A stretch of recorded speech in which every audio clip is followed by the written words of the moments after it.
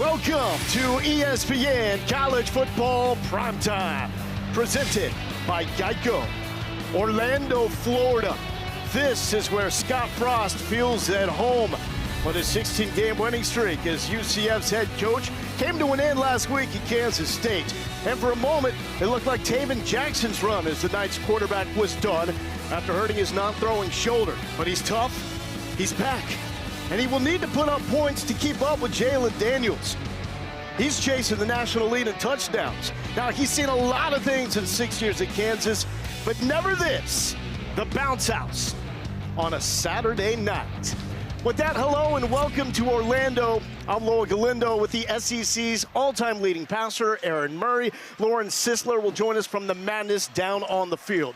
Now, this is year number 3 for UCF in the Big 12, but tonight they will host a Big 12 game on a Saturday night for the first time. The question is, can they rattle and get to Jalen Daniels, the Kansas star, off to the best start of his career? Well, first of all, UCF and Scott Frost back as the head coach. A lot of excitement around the program right now. Good start to the season, but you brought up Jalen Daniels is playing as good as anyone in the country now at the quarterback spot, and it's not just with his legs, it's with his arm. The ability to push the ball vertically down the field. 58% on passes thrown over 20 yards. Look at this one, 63 yards in the air. You're used to seeing him running around making plays with his legs, but looks so much more comfortable in the pocket this season. Nice base, nice rhythm. Has some really talented receivers on the outside too. A lot of speed. You see the quickness off the RPOs. And then they like to use a lot of the tight ends. 2 tight end sets, 3 tight end sets. He's able to find those mismatches and create explosive plays down the field. He's been good enough all season long. Can the defense be good enough tonight against UCF? The Knights 8-4 on Saturday nights at home since 2016.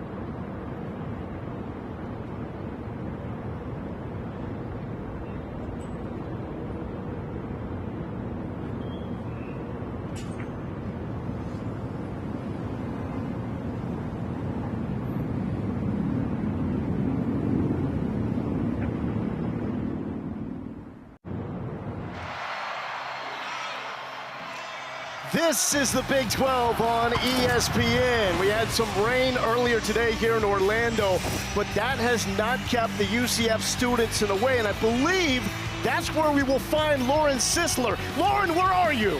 Better bounce, baby! I understood the assignment. Man, it is loud, it is electric. They have been waiting for this moment, this big stage. The fans are ready.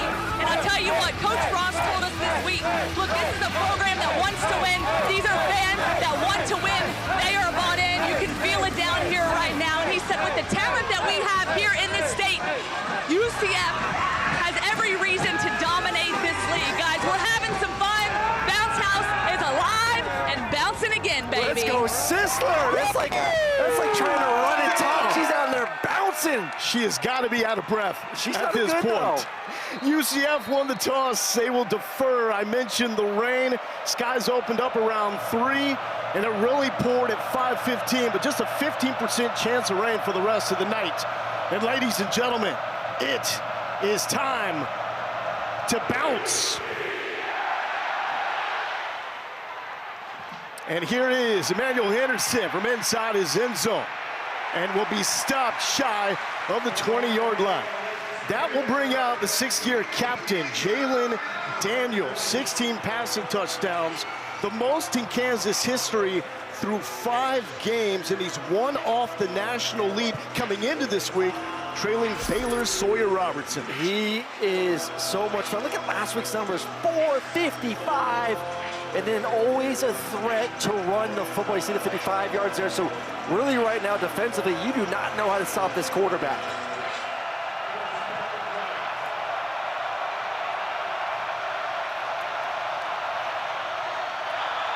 Daniels to throw, a little behind, but a fantastic adjustment made by Keaton Quebeca coming off his best game.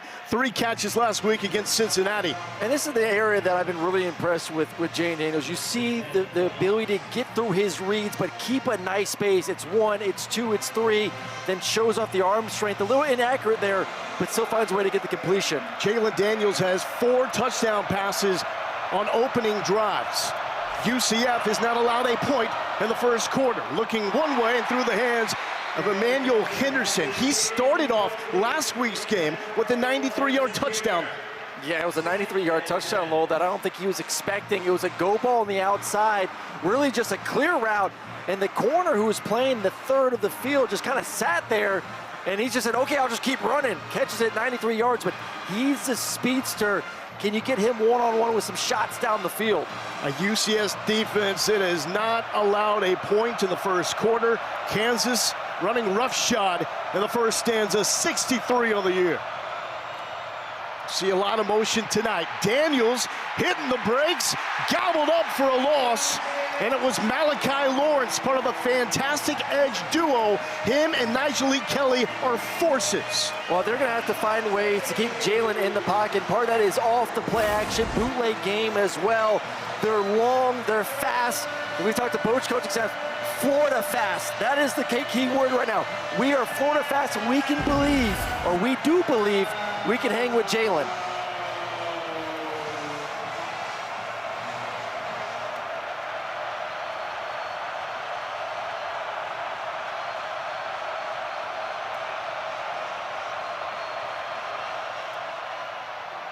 Talishawn Williams, leading running back, will set up a 4th and 6 situation. And that will bring out the punt team for the Jayhawks. And Lance Leipold, who's done a fantastic job as head coach of the Jayhawks. 25 wins in season number 5. The previous 5 head coaches before him had 20 total wins.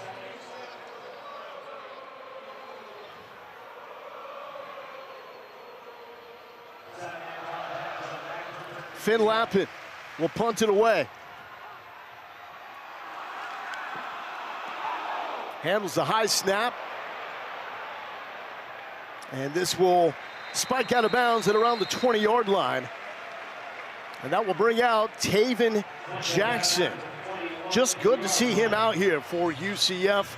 He was one of 2 quarterbacks last week in the loss at Kansas State to suffer a sprained AC joint. That's in your shoulder. He went out in the second quarter, returned in the third quarter. And this is his long road here to Orlando. Was an ESPN 300 prospect when he signed with Tennessee. 2 years at Indiana. Last season, key backup to Curtis Rourke. And that was his show here in Orlando. Will throw and trying to pick that is going to be Wayden Charles. Well, I really like Taven Jackson. He has everything you want from a quarterback standpoint. Good arm strength, good accuracy. And they will rely on this man on the ground. Tumbling over tackles is Miles Montgomery. Larrick Rawls bring him down.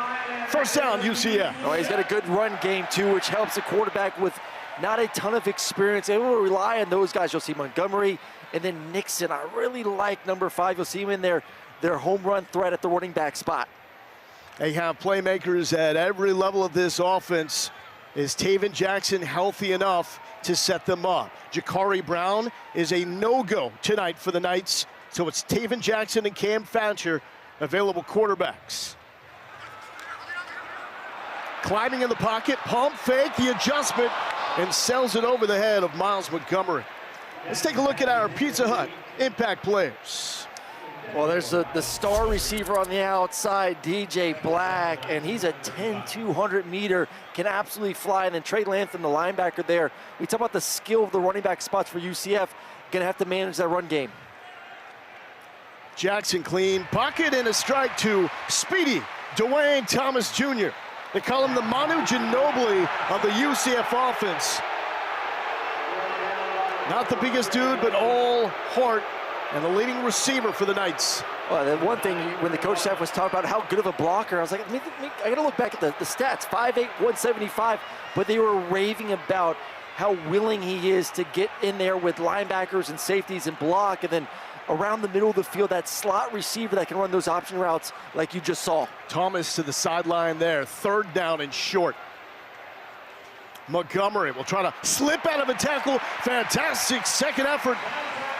Miles Montgomery coming off the best game of his career, 100 yards on the ground against K-State.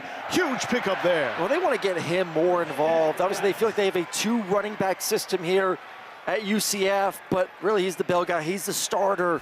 Great vision, great patience. You see it right now, 3rd and 1, bounces it, and then gets skinny to get the first down.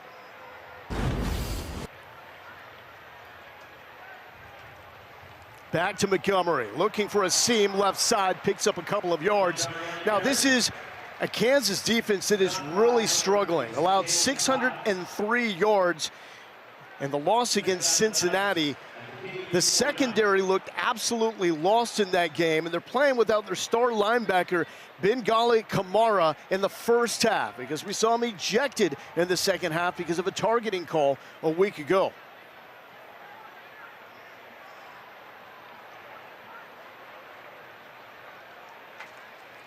Jackson, the quick toss, complete to Charles, his second catch, and fighting his way to the 36-yard line. We raved about Jalen and his ability to get the ball out fast. You see the same thing with Taven Jackson. Just a simple run-pass option. You see the quickness, being able to put the ball in. That's something that he did a lot at Tennessee. You think of Tennessee's offense, you have to get the ball out to the perimeter. Showed a little bit of it right now on this pass. Sees green grass, rips it, able to get the first down.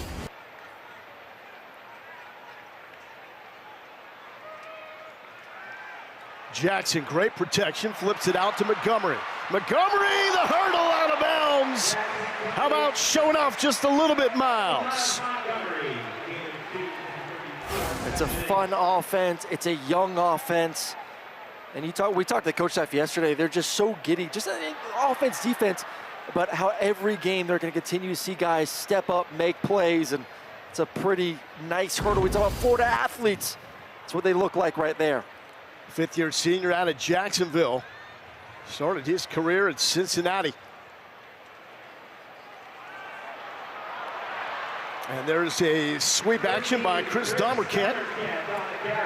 And that will set up a 3rd and manageable here. This is where you want to be, 3rd and manageable. See if they want to get 4 wide, 5 wide, spread things out, give the quarterback a clean look. UCF just 3 of 13 on 3rd down last week. Could be 4-down territory for the Knights. Montgomery's got the rock, he's got a hole! Bye-bye, Miles Montgomery!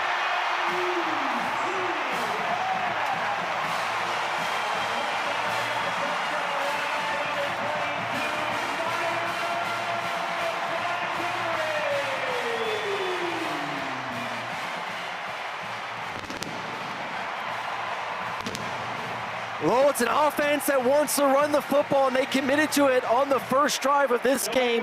Run, run, run, a couple checkdowns in some passing situations. But they said, hey, give the ball to number 22. We want to get him more involved in the right side of this offensive line, and then the center as well. Carter Miller moving bodies for his running back. 29-yard touchdown by Miles Montgomery, the leader of this backfield that makes the UCF offense go. Hits the Knights on the board. UCF, they got speed, they got talent. Receivers, running backs, and they're off to an early lead, 7-0.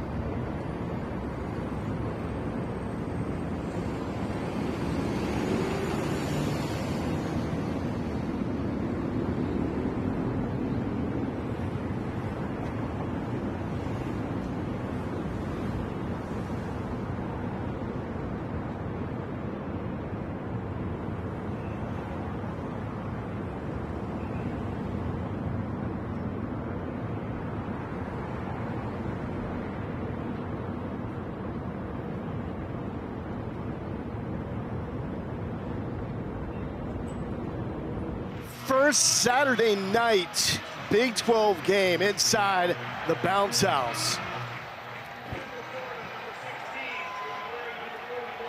And if you thought the fans were loud at the jump, how about now? After the Knights march the field 79 yards to take the early 7-0 lead. Huge game. Both these teams have a loss in Big 12 play. Don't want to afford to take that second loss this early in what still is a wild and wide open Big 12 race. Kansas will get another crack at it. And Henderson will just watch this one sail to the studio now, and Kevin Connors.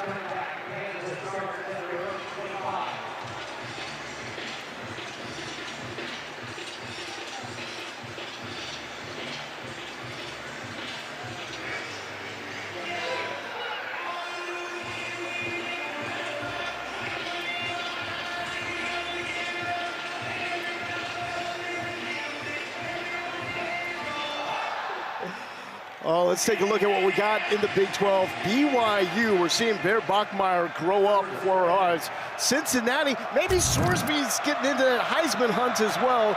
Houston and Texas Tech going on now, battle of undefeateds. Daniels to Harry Stewart out of the backfield to the 30-yard line. Yeah, the Big 12 right now, we anticipated being pretty wide open and exciting, and we are going to get that not only now, but for the rest of the season. It is wide open with a ton of teams that have an opportunity to be representing the Big 12 in the Big 12 championship, and then obviously in the playoffs after that. Can UCF continue to make Kansas work?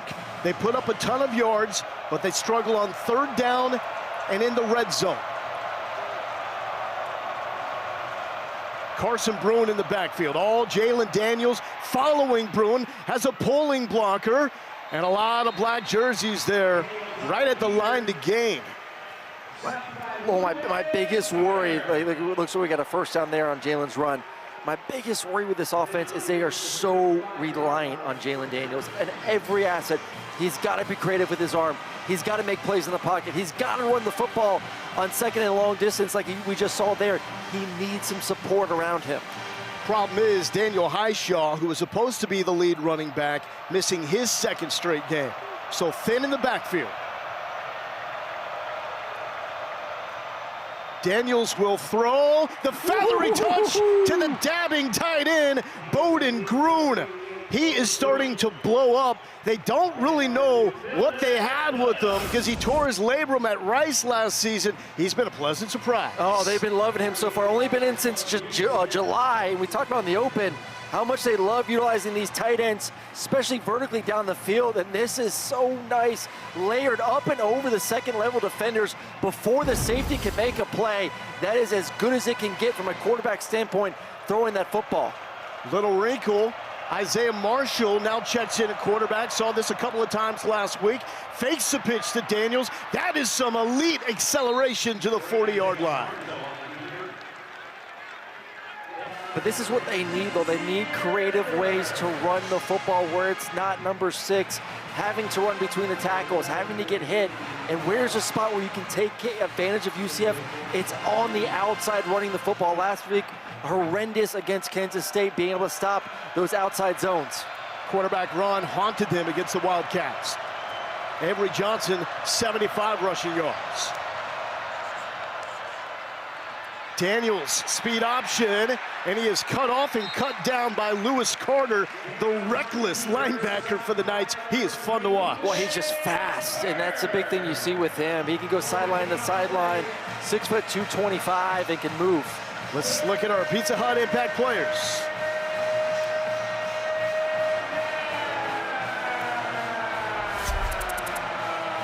Oh, these are impact players. Manuel Henderson, the speed on the outside, then Malachi Lawrence, these defensive ends, they're going to have to keep contained throughout the game. 3rd and 1. Tush push. And a flag is down. Daniels got the push from Groon. And he got the necessary yardage, pinning the flag.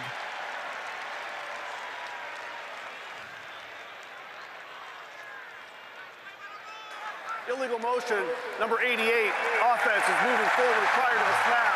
5-yard penalty, 3rd down. So Bowden Groon, who was the pusher, the guilty party.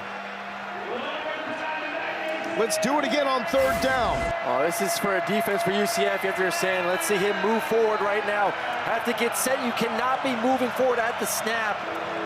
Good call there by the refs. This is the situation right now. Defensively, you have to be wary for Jalen's legs, and also this point of the field as well, 4-down territory for Kansas.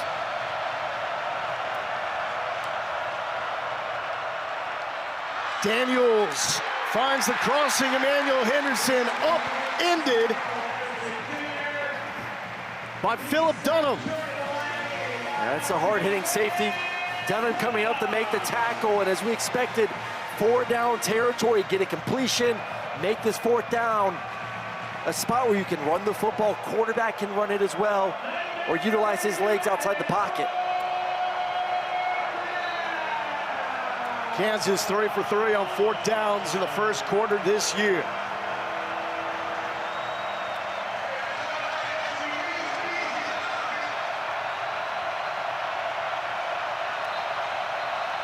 And a timeout is called by the Jayhawks.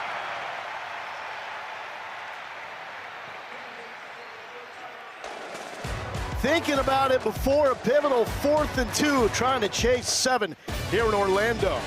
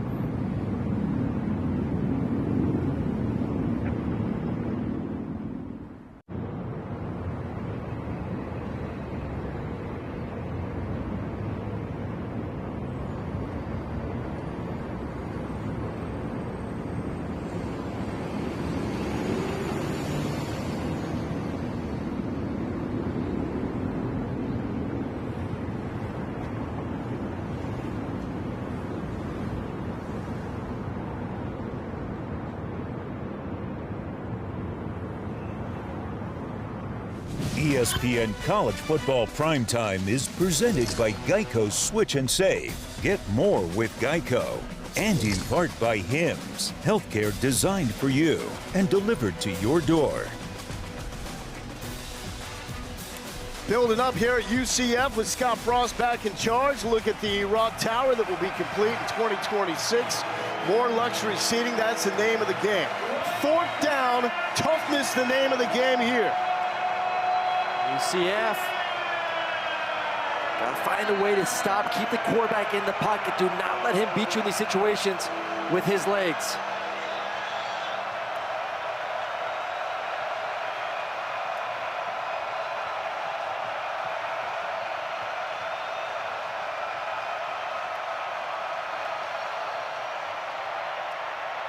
Daniels with time, the overhand toss, incomplete.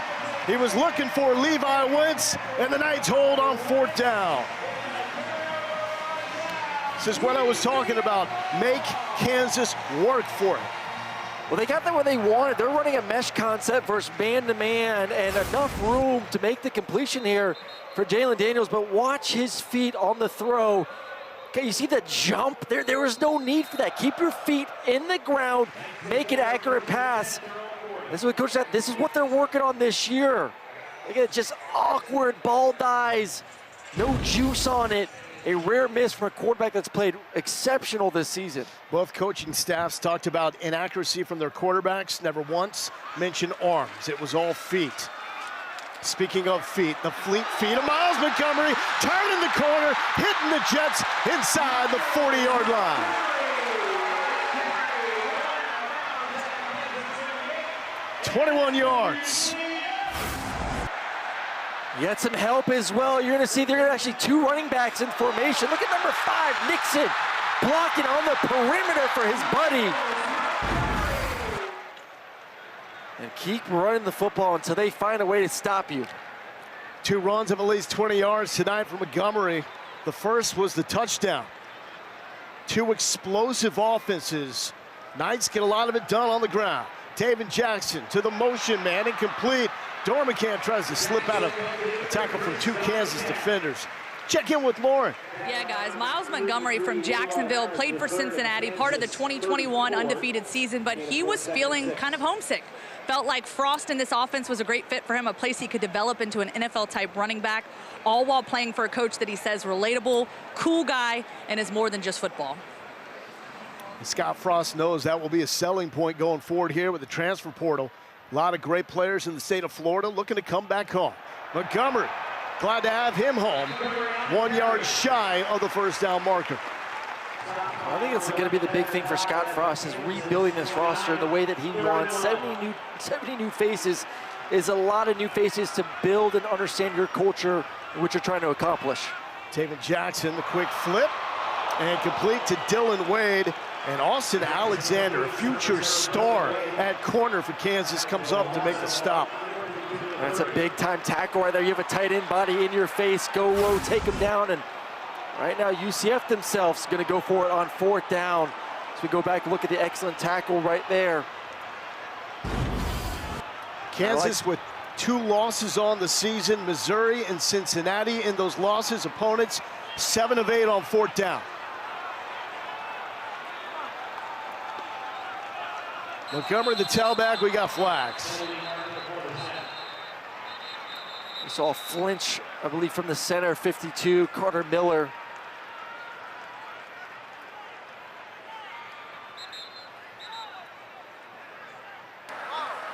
Kansas has called their second timeout of the half. Full timeout. How about Lance Leipold sensing the situation and calling the timeout? I know, I think you saw the flags on the field. Gave UCF an opportunity to go to break, figure things out. Big 4th down coming up after this.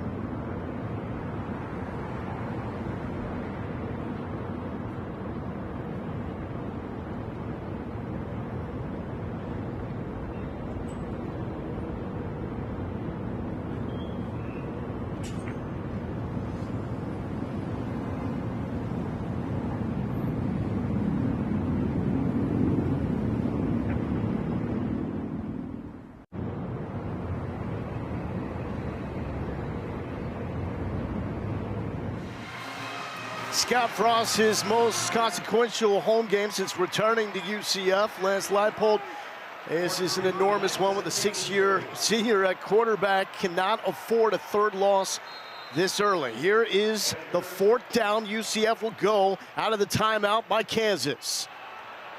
And going backwards is Montgomery. He got away from everyone, hitting the brakes, spinning inside the 20. There was nothing there until Miles Montgomery made some magic. Well, this is the frustrating part for Kansas. They feel like, hey, we can score with anyone, but can our defense get stops? And you have them in the backfield. You have them dead to rights. And Montgomery once again bounces it, finds the space, gets the first down. This time it's Jackson with the keep, and he is stopped by John Kamara. John's going to have to be huge because Bengali Kamara, by the way, no relation, out until the second half because of a targeting call in the second half last week. The issue for Kansas, like Aaron said, defense, all number defense. 52 lined up in the neutral zone. 5-yard penalty, first down. And so Kansas was lined up in the neutral zone, given 5 yards here. It's all been defense. Been bad against the pass, been bad against the run. And UCF smells blood early in this game running the football with their running back. And there is Kamara, who will return in the second half. Red zone now for UCF, where they have been bad. 50% touchdown percentage, last of the Big 12. Speed option pitch. Montgomery cuts it up. Montgomery with the hook and staying up to the 5-yard line. This is Miles Montgomery's show. Montgomery, the running back, or Montgomery, the track star right now, the hurdler. This is the second time we've seen 22. I mean, multiple times we've seen him make defenders miss, but then hurdle up and over the double to get 3 more yards. Montgomery trying to cash in, and this time Kansas bows up. Jalen Todd makes a stop. Sometimes you have those games, though, where you're just feeling it right now. I think Scott Frost is feeling it for him and just says, hey, how many ways can we get 22 the football and see what he can do with it? Got to imagine that's on the play call sheet with Steve Cooper, OC, Scott Frost, offensive background. And that will take us to the end of the first quarter. Kansas looking for a stop. Scott Frost and UCF looking for a statement, trying to punch this one in.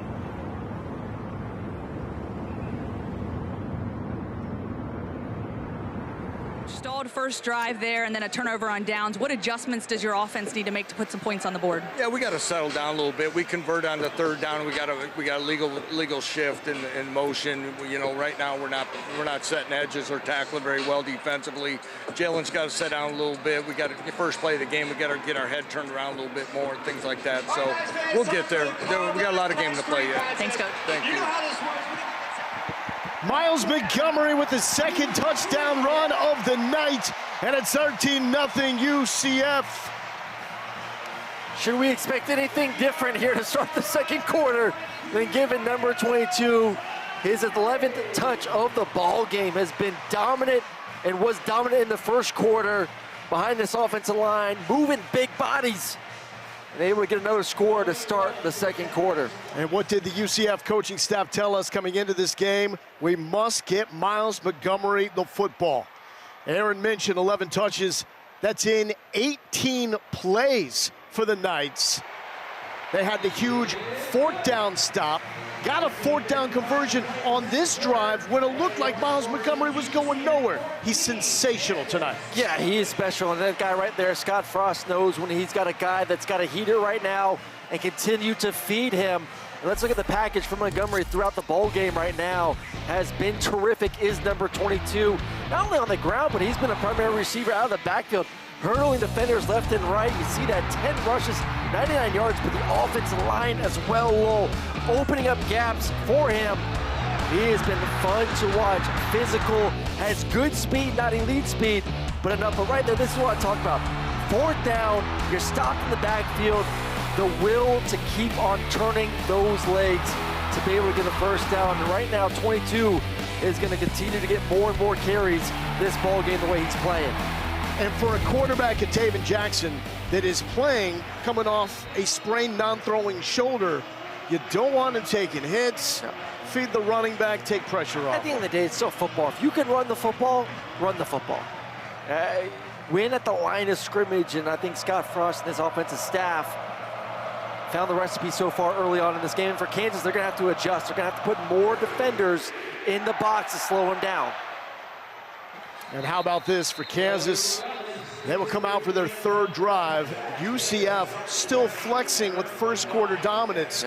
Still have not allowed a single point in the first 15 minutes this year. And I think there's a big flex tonight because Kansas is so powerful. Kansas is so explosive through the air, on the ground. And to keep this offense in check for the first quarter, pretty darn good for the Knights. Built off the explosive play, but they have shown they can be beat if you don't let them get the explosive play, which has been the case tonight.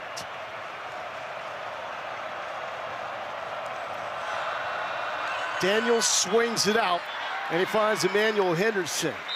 Henderson will pick up 6 yards on first down. Well, we talk about this offense heading into this game, 7.3 yards per play. That's 11th in all of college football. 20-plus yard plays down the field. 30 of those, which is also 11th in college football. So you said it a little defensively. What do you got to do? Keep everything in front and make them earn every single first down. And obviously points on top of that too. And let me check that. That was Cam Pickett with a catch on first. Tons of pre-snap motions, what the offense is built on. Trying to make the defense think. Daniels had a man downfield. Now flushed, and will throw it away. Henderson was the closest target around. And it's just tremendous discipline by this UCF defense. They're going to try and sneak, I believe, the tight end on a little sneak route back to the backside. Everyone stayed home. This defense is staying balanced, eyes in the right spot, keeping everything in front. They got themselves once again in a third down situation where they're feeling pretty good that they're containing the quarterback, making him a thrower in the pocket.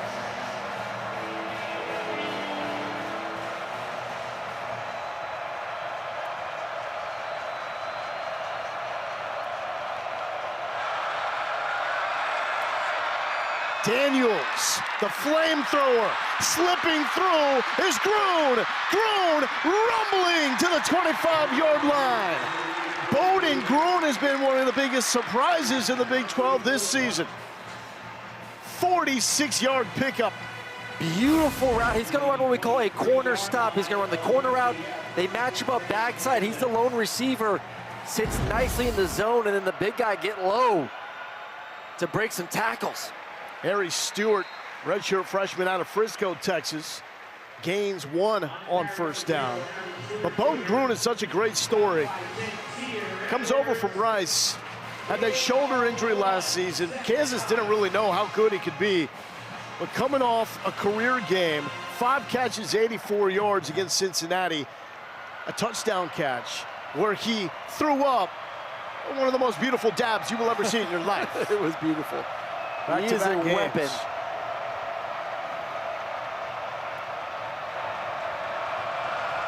Here's a 2nd and 9 for Jalen Daniels.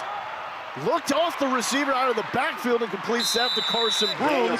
And on the tight ends, Broome is considered the one with the highest ceiling.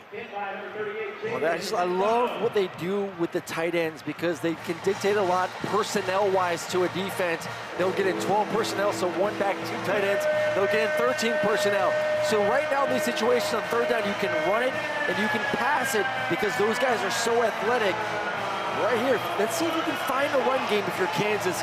Find someone that can get down there and get some nasty yards on this 3rd and short.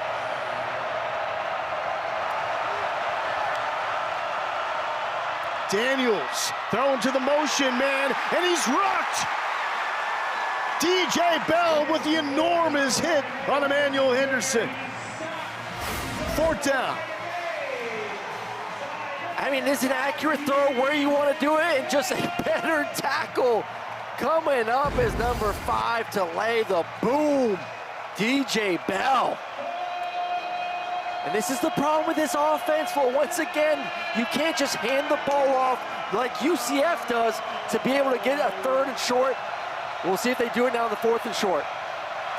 Daniels will sneak, and it looks like he's got the push. And this time he's still up. Daniels down to the 2-yard line. How did he squeeze out of that? Mr. Sneaky Sneaky.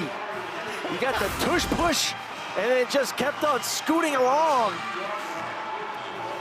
You see his running back, Williams, pushing him right through the line. Williams will be stopped short. Rodney Laura coming up to make the stop. This is where UCF really misses Horace Lockett. He will miss this game, one of their top 4 defensive tackles. Well, this is an area that Kansas has to be better at. Right now, 16th in the conference. When it comes to red zone offense, it's stalled out a bunch. It again goes a lot to just the inability to run the football. It's tough to throw it in these situations. Can Williams get it done right now?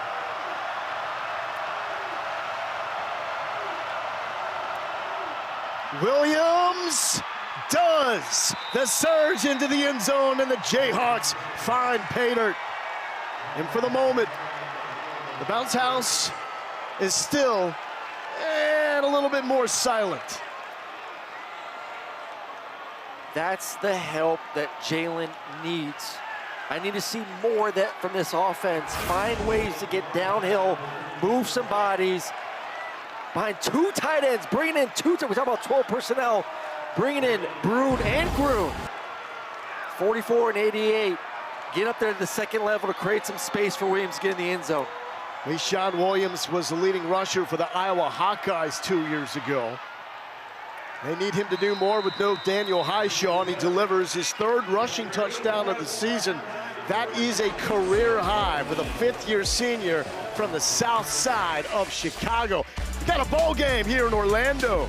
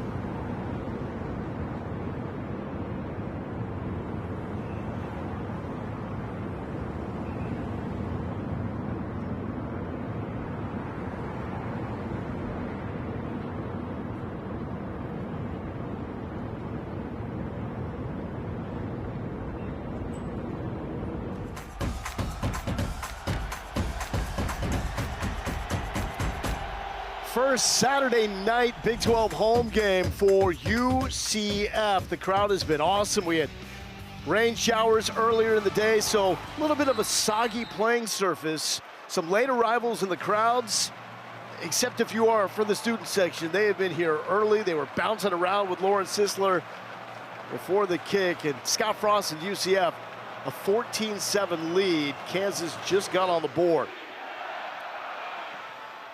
And no return. Nice football at the 25-yard line. Our college football headlines are presented by Harbor Freight. BYU continues to find ways to win. Concern for them will be Jack Kelly, star linebacker, leaving with an injury last night, but winning against West Virginia. Have to see what that means long term. Cincinnati gets past Iowa State. Brendan Sorsby's putting together a Heisman-worthy type of resume to start the year. He is. BYU, Texas Tech, Houston, the three Big 12 teams that are unbeaten overall. Tech and Houston in action from H-Town over on ESPN. Loa Galindo, Aaron Murray, Lawrence Sisler down on the sidelines, and Taven Jackson.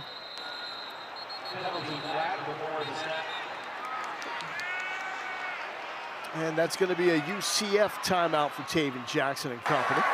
Prior to the delay of game, UCF has called their first timeout of the half. 30-second timeout. It always kills me coming off a break that you have to waste a timeout because of delay of game. You should be there, but this once again goes to the youth of this offense. A lot of new receivers, a lot of new bodies, new quarterback. You may have a couple oopsies early on in the season. Well, they're happy to have Scott Frost back in Orlando, and he's happy to be here. He returns for the first time since 2017 when he led the Knights to that unforgettable, unbeaten season. Beat North Carolina 34-9. That's a 3-0 non-conference mark for the Knights. Opened up against Kansas State. That's a tough place to play in Manhattan against a Wildcats team that was trying to get right. They did. The defense has been stingy against the pass. Part of that, though, is because they haven't been all that good against the run, and opponents have taken advantage of that. But all good start here for UCF. Taven Jackson incomplete into traffic trying to find Marcus Burke. Jackson was body slammed by Cody Stufflebean for K-State in the second quarter of the loss last week. Went to the medical tent.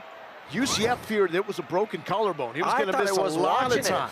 Yeah, I mean, you and I were watching before our game. I looked at you and said, we may be down a quarterback next week for this game against UCF, and somehow was able to get back in there and play in the second half, and has looked good enough in practice this week to be QB1 tonight. But this is the one.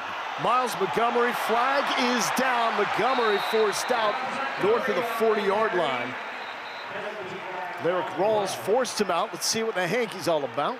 Well, it's coming back, holding on the right side. Easy call. Holding, offense number 77. 10-yard penalty, second down.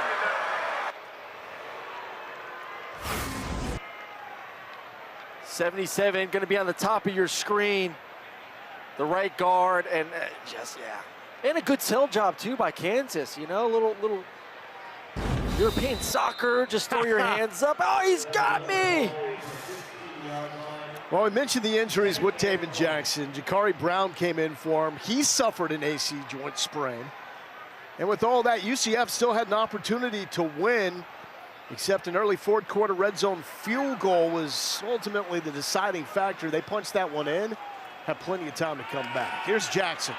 Jackson plants and throws, wide open receiver, caught by the tight end, Kylan Fox. Former ESPN 300 commit in the class of 2023.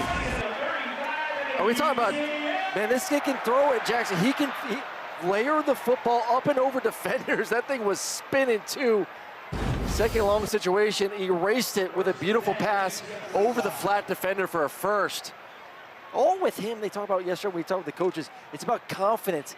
He's got to feel like he's a more confident thrower of the football because he's got the tools.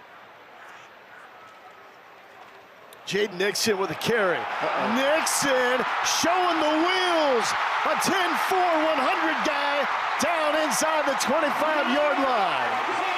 And it's hard to believe, but back in high school, Ashton Genty was that man's backup. 3 rushes this year of 50-plus yards, and you got a little glimpse of it with the speed. When you get 5 in the open field, we've seen a lot of big doses of Montgomery 22, but then you get the flash. Nixon, another explosive run this season. 46 yards for no gloves, Jaden Nixon. When was the last time you saw a running back not wear gloves? Play action. Jackson, great comfort in the pocket. Sidearm sling, incomplete to Marcus Burr. Now the question that UCF asked aloud to us, would Taven Jackson be disciplined enough to go through his reads? Well, that's the big thing with any quarterback in a new offense. We saw the timeline. Tennessee, very different offense. Indiana, very different offense. And now you get to this new offense at UCF. So it takes time to get your feet in the right spot to feel comfortable within this offense. But the talent is there. It's just going to take time to get him on the right page with these receivers who are young themselves. Nixon looking to cut it back. It was not there. And something that UCF was also concerned about is how wide of edges that Kansas plays defensively to force runs up the field. Yeah, you got to be able to put your foot in the ground, and that's why you kind of like 22 Montgomery, more physical running back, to be able to get those yards. And this is a nice opportunity, though, for Taven Jackson, 3rd and long. Take care of the football. You're in field goal range, but see if you get the first down.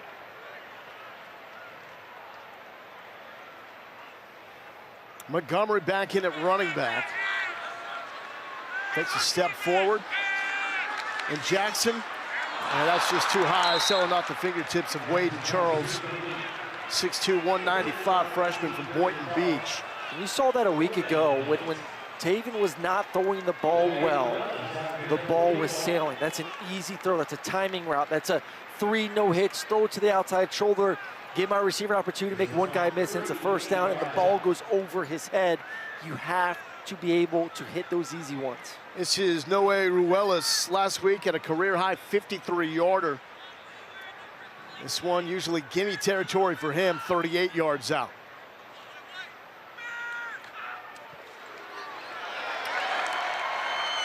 And give UCF 3 more. So drive stalls right at the edge of that red zone. And Scott Frost and his nice 7-2 score lead.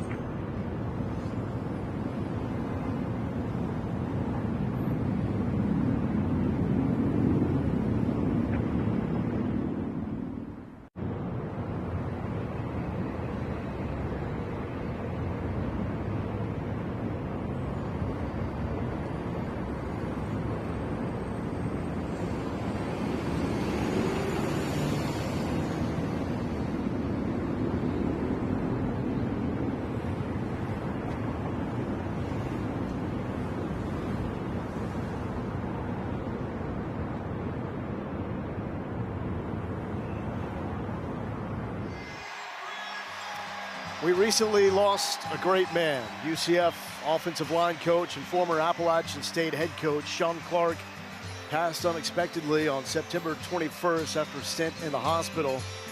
This was the moment of silence to honor Sean Clark before this, the first home game for UCF since Coach Clark's passing. Scott Frost told us that his team is worn down, emotions wear you out, but continue to say the emotions now have changed. A little less sorrow and now more joy in knowing that you knew a great man in Sean Clark. His initials worn on the back of the UCF helmets, and he will be missed. Great man, and tough for a team of young men to rally after devastating news like that. But UCF certainly has tonight. He would be proud. Jayhawks returning it from the 1. This is Henderson. And Henderson is stuffed at the 25-yard line. Let's check in with Lauren. And guys, standing in the midst of that with the moment of silence, you could feel just the emotion down here on the field from the players, what they've walked through, as you mentioned, the heavy hearts that they've experienced. But as Coach said, the less sorrow, a little more joy, getting to know a man that coached more than he did anything else. He mentored, he was a teacher with toughness, with detail and love, and that can be felt around this program, and he certainly will be missed. Danny Hope, former head coach at Purdue, has been out of coaching since 2019.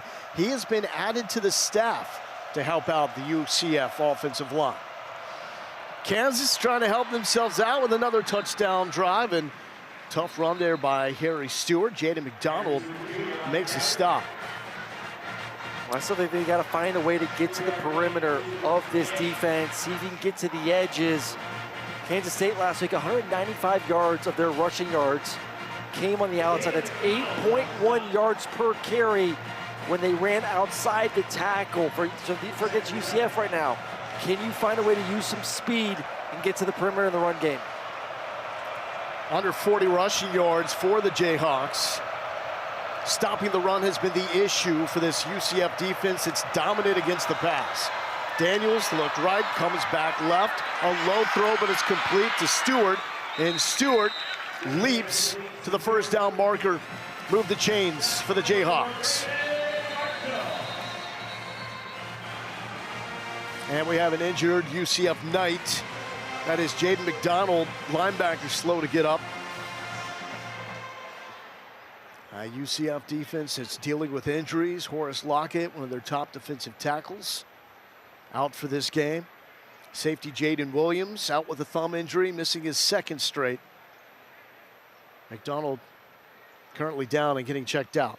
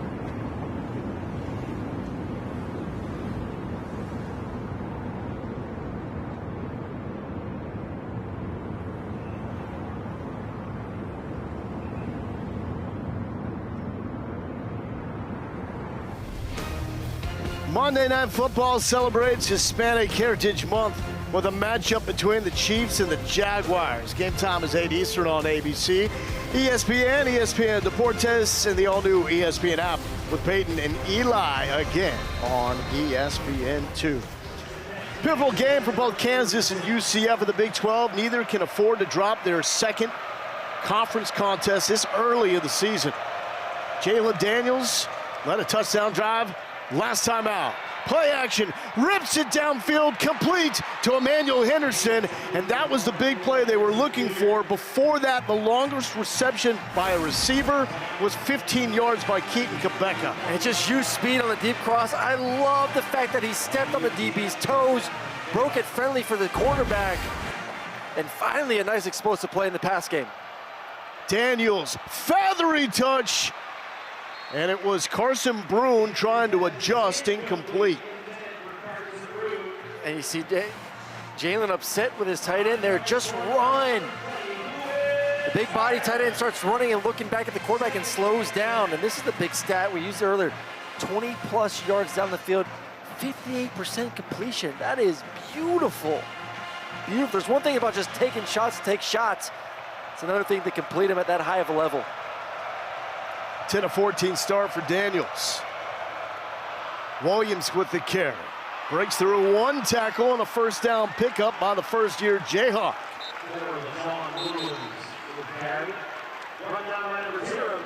Give me more of that. This is a defense that's going to be concerned all night with giving up explosive plays. They just gave up their first one. Loosen them up a little bit. You get a little bit more of a lighter box. We talk about only 6 defenders in there. Great opportunity to run the football between the tackles to get another first down.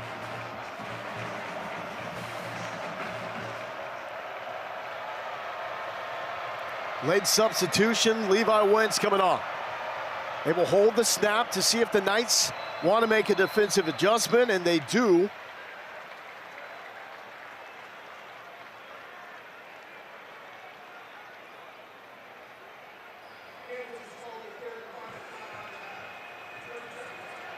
Let's check in with Kevin.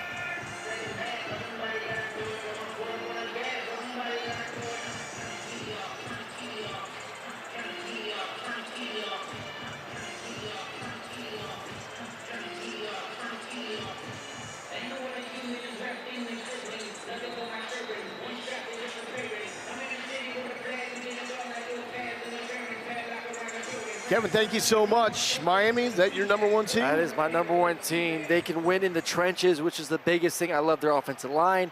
I love Bain and that defensive line. Carson Beck is my favorite quarterback in college football right now. They got talent. I mean, I can go on and on and on with what Miami has in that football team, and they're flaunting it right now against the Seminoles early on in that game. 123 yards for the Jayhawks in the second quarter.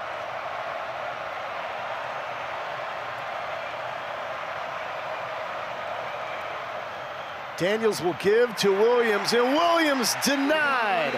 Najee Kelly, the former Miami Hurricane, coming up with a stop.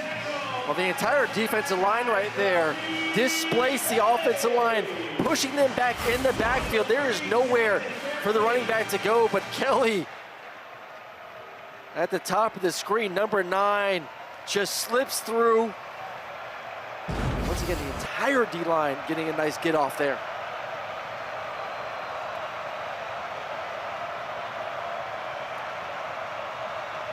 Students loud into this. The crossing string, Cam Pickett. Pickett lowers his shoulder, and he's got a first down. Red zone touch now for the Jayhawks. Well, that's their over the middle of the field receiver, and just a slip screen. Come upfield. Allow the defensive lineman to use that speed to get up, and then you release the offensive line. You throw it to your speedy inside receiver, able to get the first down. Now let's see if they can execute and run the football here inside the red zone. Jayhawks have been horrendous inside the 20 this season. They have one red zone touchdown tonight from Williams. Daniels, following Williams, runs into him, and UCF rallies quickly. A 1-yard pickup on Daniels For all the injuries that he has endured, 15 games missed with injuries in his career, Lance Leipold and company still not afraid to run Daniels. Well, they feel like it's their best option at times to run him. You gain an extra offensive player in the box. You talk about the struggles they've had offensively in the red zone. You have to be able to run it. You have to be able to create numbers inside the box. Having the quarterback run is that advantage, or something like this where you spread him out and give your quarterback a clear view.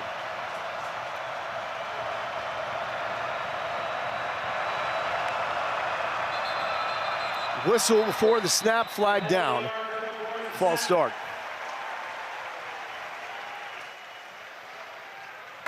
False start. Offense number 44. 5-yard penalty. Second down. How do you explain a team that's so good offensively that struggles when they get inside the 20? Well, when you get inside the 20, you need playmakers on the outside. You need a run game. Details are so critical. And when you don't have that one-on-one guy that you can rely on over and over again, I still think they're trying to find that out. You would hope Emmanuel Henderson could be that guy. Someone else to keep an eye out for, Canty, number 11. He's on the bottom of your screen.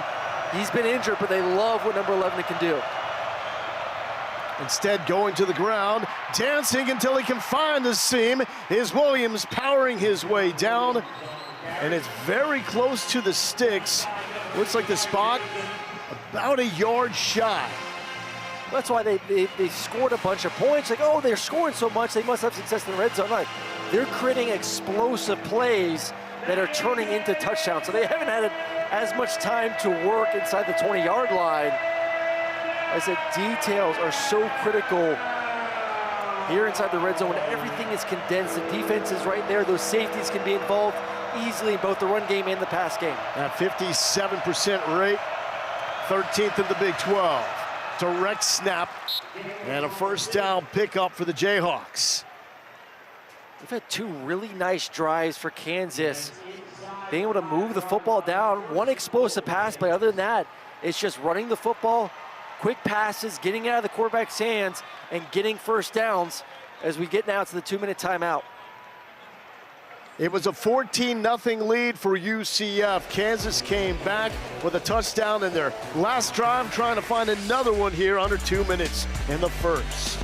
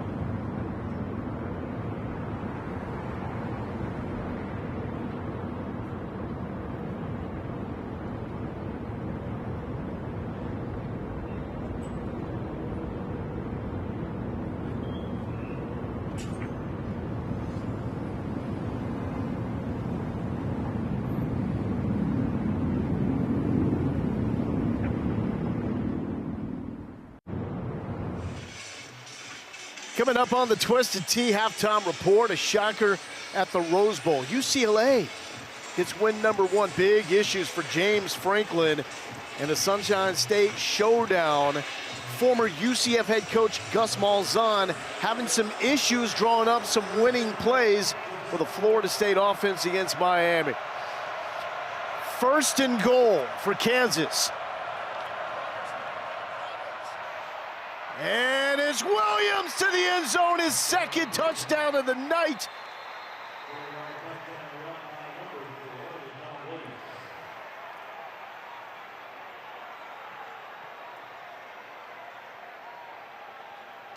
And I think it's good. Yeah, a lot of discussion and talking back and forth on there. But yeah, it's a touchdown and a rushing touchdown, too, for this offense. Getting it done. Lane Kerr, number 87, tight end, coming around to lead the charge. And a terrific scoring drive once again for the Jayhawks. That's back-to-back drives, methodically moving the ball down the field and getting it in the end zone. That running game critical. Sprinkle in the big pass play to Emmanuel Henderson, and it's 17-14. Take me through this Le'Shawn Williams touchdown. Well, they're committed to running the football right now. You bring a tight end in motion from the receiving spot and watch him just locating, finds the safety, and takes care just enough of the last defender to get Williams in the end zone. And you guys, how do you have success in the red zone? Run the football. We saw some monster runs inside the 20 in order to get 7 more points on the board. Well, tomorrow at 10 Eastern on ESPN on Sunday NFL Countdown, Adam Schefter with the latest on the Ravens playing without Lamar Jackson, plus all access with the NFL's rushing leader, Jonathan Taylor, and Randy's best catches of the weekend. You got mossed. Scott Frost played himself some NFL football after a fantastic quarterback career at Nebraska. Smart guy as well. Started his playing career at Stanford. Lance Leipold, his opponent on the other side, has come through the lower levels of college football to work his way up to this turnaround at Kansas, one of the best in recent memory in college football. Jaden Nixon is the deep man. See what that 10-4 100-meter speed can do here. Mini hurdle to the 26-yard line. So 149, UCF has 2 timeouts left for Taven Jackson. Suffered a sprained AC joint in his non-throwing shoulder. And if you're wondering, why does number 69 look so big right there? Well, we'll get back to that. Watch the block. This is just so good. Boom! Clean takedown. Right now, a good opportunity, 2-minute drive. We're Taven to show this coaching staff that he knows what's going on in critical situations.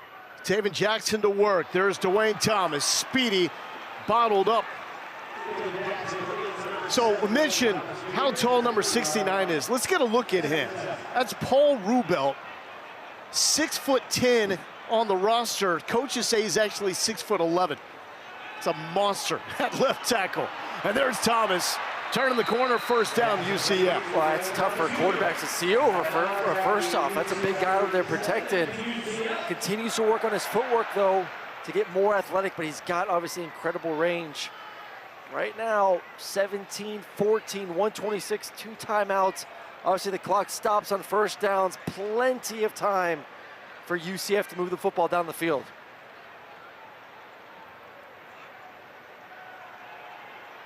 Jackson knows where he wants to go. Hits the tight end, Kylan Fox.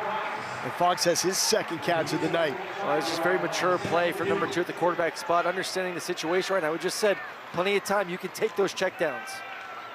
Thomas slipped through 1 tackle. Kansas really struggles with the missed tackles, and Thomas takes it to the 45-yard line. Well, you got to take advantage of that. It's a bad throw by the quarterback. It's behind the receiver. You have an opportunity to tackle him at the line of scrimmage or behind, and another missed tackle for Kansas. Knights pushing the tempo. One-handed catch, but dropped the back end by Kylan Fox.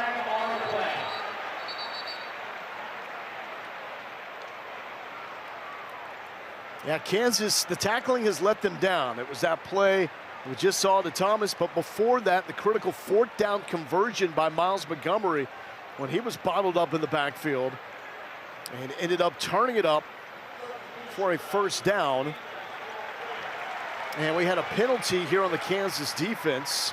Did not hear the call. Lance Leipold is hot.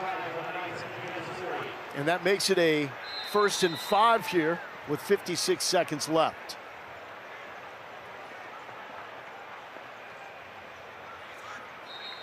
And a whistle. Here's the flag. Well, he's going to get it right back. False start. Offense number 64. 5-yard penalty. 2nd down. You want to keep at least one of those timeouts if you're UCF. Have one to use. Starting to rain a little bit now all of a sudden, so something to take in consideration. They did a lot of wet ball drills yesterday in practice for the quarterbacks, getting used to throwing with some rain. First rain since 5:15 late afternoon, as steady as it was coming down then. Nixon, pump fake, open man. That's why they gave you 2 hands. Dylan Wade cannot complete it. That's the perfect time to call the play. You've been doing a lot of the dinks and dunks to the outside. You fake it and throw to your tight end coming up. Nice stock and go. Would have loved that ball a little bit more up the field, but like you said, would love also for the big body tight end to turn around, make an athletic catch, put 2 hands on the football. Dylan Wade favoring his arm. He was listed as questionable coming into this game. Nixon tried to sidestep. 3 Jayhawks are there. Yeah, good time to use a timeout right now, regroup. 3rd and 10 situation, also start deciding, hey, is this a 4-down territory right now where we have an opportunity to get 5 or 6 yards? We need to make sure we have our second play ready to go, get up to the line of scrimmage and snap it to get the 4th down playoff. Well, taking a look at the Taco Bell Live Más student section, only one student section can claim the title Live Más Student Section of the Year. Who will take home the trophy this year?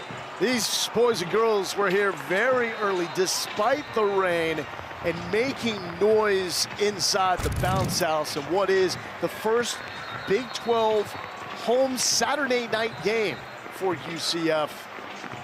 And sheets of rain now dropping. This is something that both teams were expecting to have to work around. Now, UCF was not slowed down, scored on all 3 of their opening drives, the first 2 touchdowns. Had a 14-0 lead. Le'Shawn Williams, 2 touchdowns for the Jayhawks, both in the red zone, something they were looking to get right. Quick pass. Thomas gets up quick. They call that quick as a hiccup, first down, UCF.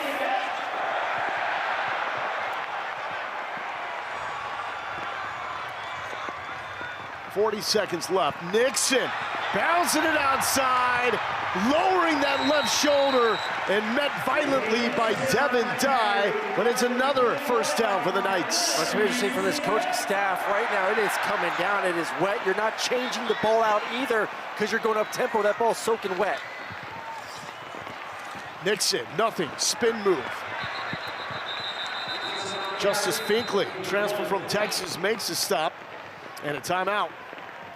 Yeah, that ball at that point, a couple plays in, is not something that you want to throw from a quarterback standpoint. So I like the call being cautious there.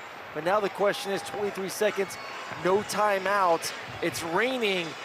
How aggressive do you want to be? I think some quick shots on the perimeter, maybe on some screens. So how frequently is that football being rotated?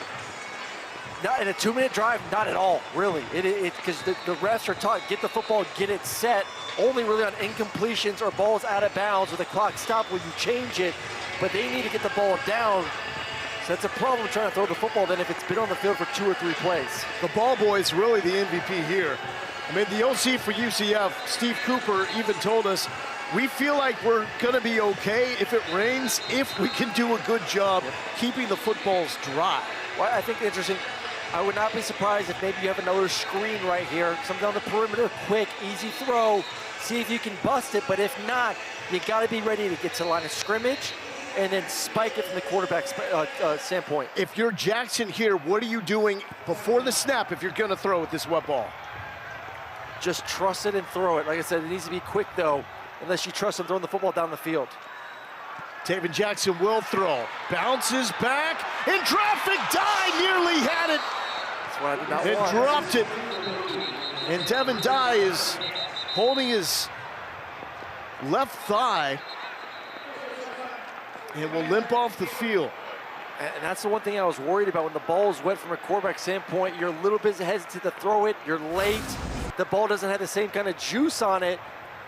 And all of a sudden it's just hanging there. It's hanging there. This ball is way late. You cannot throw it, and you see it hanging up in the air. An opportunity for Kansas to pick it off. To me, it was quick throw. If we break it, great. If not, we have an opportunity to get 3 more points before halftime. Let's not put the ball in harm's way. It's one of the 2 Dye brothers that plays for the Kansas defense. Devin, who is down with an injury to his left leg. His brother Jalen, they're the sons of Jermaine Dye. He was one of the best outfielders in the big leagues for a really, really long time. Was probably most well known for the work he did with the Kansas City Royals. That's his son Devin limping off. Certainly hope everything is okay there. 3rd and 9 is coming up, 17 seconds left. UCF now, no timeouts. How does that change the approach here for Scott Frost? Well, no timeouts, and you can't spike the ball in the next play either if you don't get the first down. So this is, to me, you got to take a shot on the field. I don't think you're going to have time if you don't get the first down and run the field goal unit on to kick the football. Can't take a sack here. 3rd and 9. Jackson thinking end zone. A man was open, he just sailed it though. And it looked like DJ Black. There was an opportunity there for a touchdown strike. Yeah, it was going to be tight. I think if the ball was dry, maybe you could zip it in there, but I think the defense was ready for that. They understood the situation. Hey, they're going to take a shot down the field in the end zone, and as a quarterback, it's either got to be wide open or what Taven does there, the ball's got to be out of bounds. And now you have an opportunity to kick a field goal and get 3 more points on the board. See how Ruelas deals with the wet pitch here for the 38-yarder. His second from the same distance tonight. And Ruelas puts the foot into this one, and that wet turf does not bother him. So UCF extending the lead, and ultimately with the conditions, the time on the clock, you'll take it. Oh, you definitely take it. I think right now you're moving the ball throughout the first half at will. You would love to get maybe a couple more touchdowns on the board, but man, it has been fun to watch what this offense has done. For 20 years, Allstate has celebrated every field goal and extra point made at participating universities by donating to the university's athletic scholarship fund, supporting all student athletes. Thank you to Allstate. What's on the line here in the Big 12? Well, neither team can afford that early second loss in conference play. By the end of the night, there will be 4 undefeated teams remaining in the Big 12. You've got Texas Tech right now going up against a very surprising Houston team over on ESPN. So if you have one early conference loss, we saw the way this conference was a year ago, you're still going to be right in the thick of this race. Oh, there will be chaos in the Big 12 all season long. 2 early losses becomes a little more challenging. Definitely more challenging. 5 seconds here before we head to Kevin Connors and Trevor Manich in studio.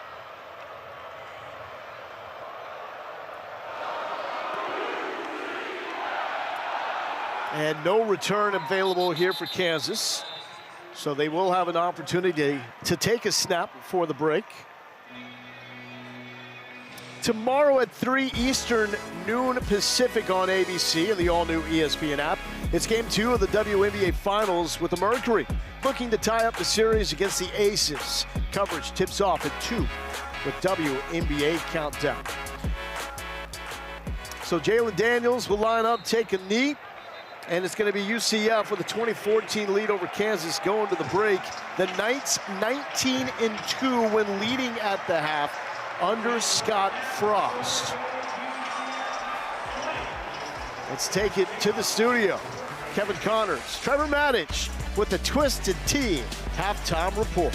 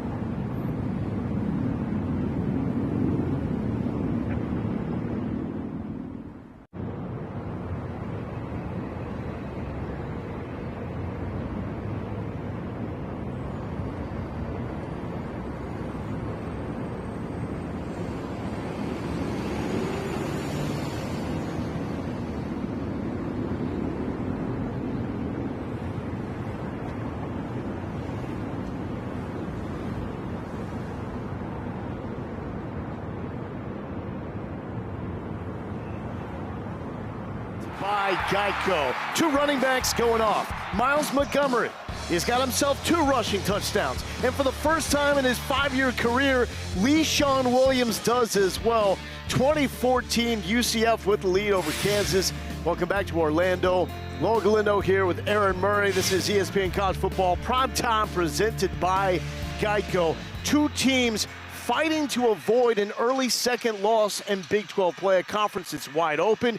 UCF got off to that early 14-0 lead. Kansas has responded well. Well, they've done it in a way that's not traditional to what Kansas has done this year by just methodically moving the ball down the field. Couple explosive plays, but it's been getting first downs and then running the football effectively inside the red zone. We'll see if that now carries over into the second half lull. UCF looking very good on the ground to the tune of 10 yards per carry. So they are gashing a Kansas defense that's had some issues all season long. And tonight's game track is brought to you by Coca-Cola. What's standing out to you? I think for UCF, 4 drives, 4 scores, 2 touchdowns and 2 field goals. Only that last drive moving the football in that 2-minute situation and just was kind of forced to kick a field goal at the end. But man, I've been really impressed with their run game, explosive and dynamics. It'll be interesting to see, does Kansas add more defenders in the box? See if their quarterback for UCF can throw it and win it with his arm. Looking at Jalen Daniels on the left, Taven Jackson on the right. Weren't even sure if Taven Jackson was going to be good to go after we saw him suffer that AC joint sprain in the non-throwing shoulder and the loss last week on the road at Kansas State. But he has looked good. The running game, even better. UCF starting with the football at the 25-yard line. Let's check in with Lauren.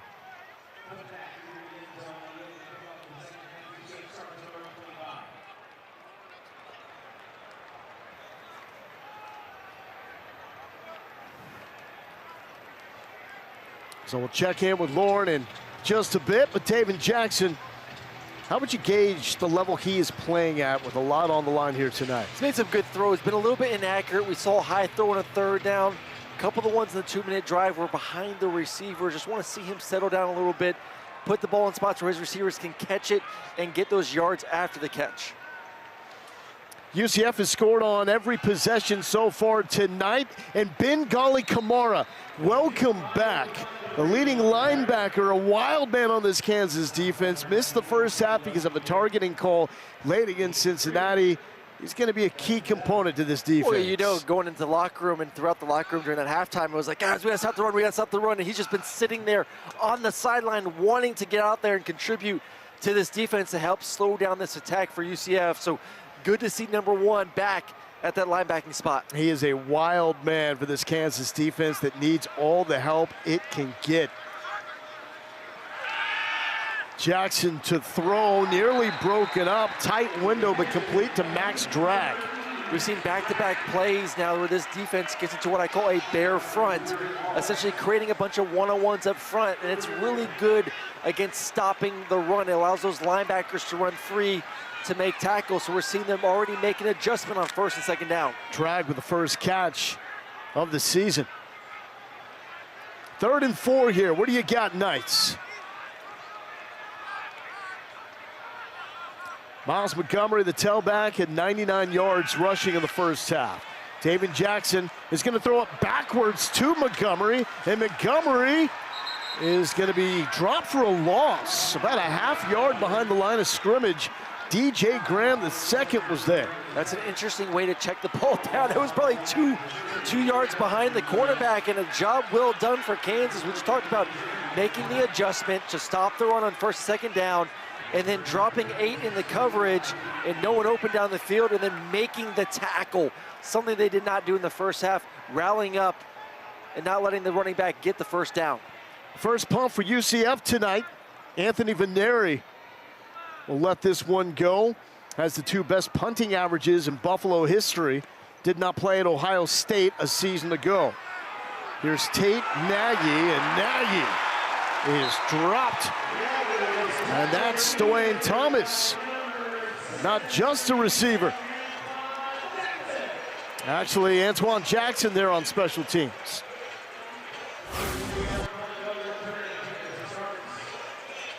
Matt Nagy's going to want more from his son after the catch there. A really good job defensively getting down the field as soon as he caught it to make the tackle.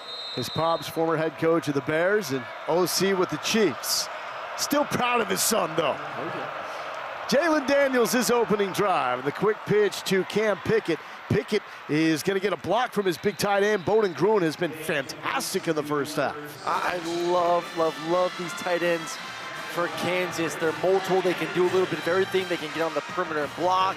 They can block inside the box. They can catch passes. They can flex dab. them out. They can dab. I mean, they are everything you want in this new era of college football.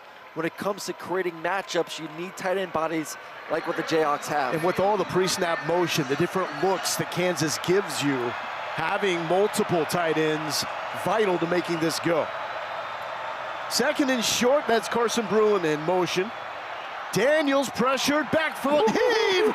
How about it to Emmanuel Henderson? Daniels took a blow, but delivers to E-Man. And Lewis Carter, free rusher off the edge. And this is the off-platform throws that Jalen is so good at. Feels the pressure, line sliding right, he's got a defender in his face and just throws a fadeaway back shoulder. I mean, Lewis got a free shot at him. Nice job standing up. Don't hit the quarterback. Got to protect those guys. But nicely execute from 6.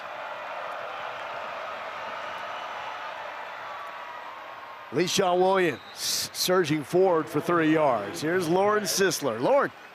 Hey guys, talking to Coach Leipold coming out of the locker room, he said, look, the biggest thing from the first half is they've got to clean things up. He said they've got to tackle better defensively. They've got to get pressure on the quarterback. That was his biggest takeaway on that side of the football. And then he said offensively, he likes the consistency they started showing late in the half. He wants to see more of that. But look, these guys are still in it. That's the message of the football team. Clean things up and just go play our brand of football. Also really impressed with Leipold's poise before the start of the second quarter, with his team facing adversity. Trying to get it to that man, Emmanuel Henderson, leading receiver for the Jayhawks, coming off back-to-back 100-yard games.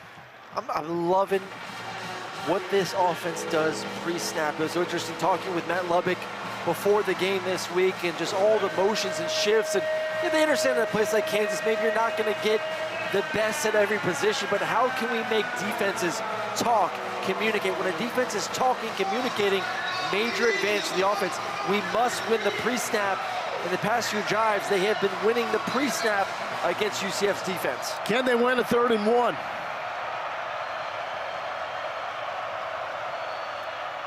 Daniels says, yes, we can. First down pickup to Keaton Kebeka.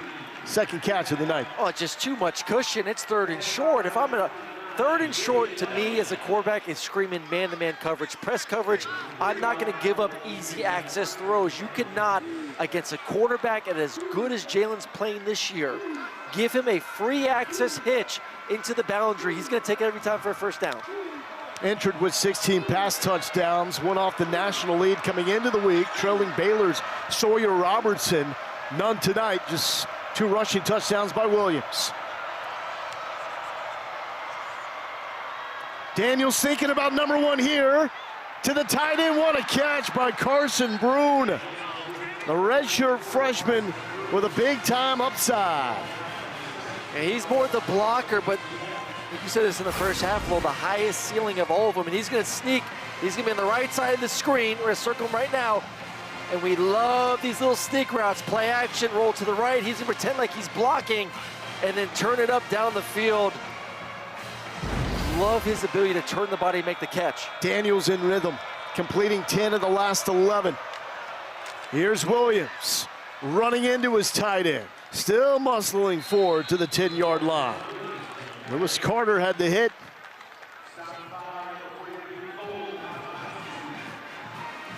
So we saw an offense dedicated low in the first half and committed to running the football inside the red zone, and they were able to get 2 touchdowns on their last 2 possessions right there, saying, hey, we're not going to shy away from running the football to get things going here inside the red zone to start the 3rd quarter. Not a good red zone team. They have turned that around here tonight. That was the talk this week. Lance Leipold would say it would be easy if it was just one thing. It is not.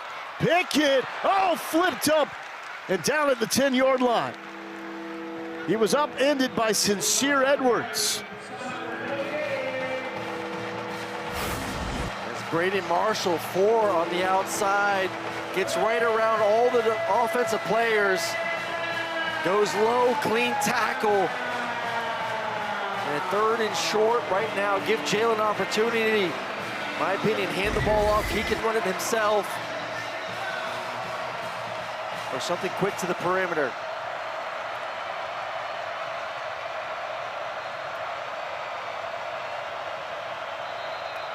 Flag down, false start, UCF student section moving right into them. False start. Offense, number 77. 5-yard penalty. 3rd down. They are doing their job in the bounce house tonight. Well, it was raining right before halftime. It's cleared up now, so hopefully we get a nice 2 quarters of clean football. Let's see if they can make some noise once again on this 3rd and long situation. I think they will.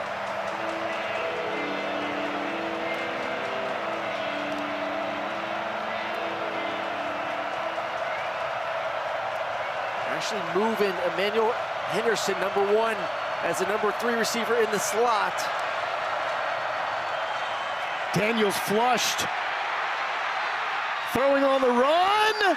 Nearly caught by Henderson, who was coming back to it. Man, if he had time in the pocket too, Lowell, he had him in the end zone for a touchdown. Did a really nice job on a skinny post route. And you see, just not enough time for Jalen trying to make a play on the move. Man, and barely got a reach for number 1 to hold in for a touchdown. Lewis Carter's had a heck of a game for the UCF defense. Had the pressure there.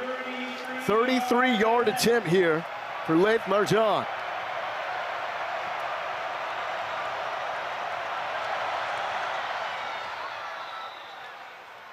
And Marjan hits it. Just 1 miss since the start of last season for the transfer from South Alabama. 3-point game here in Orlando.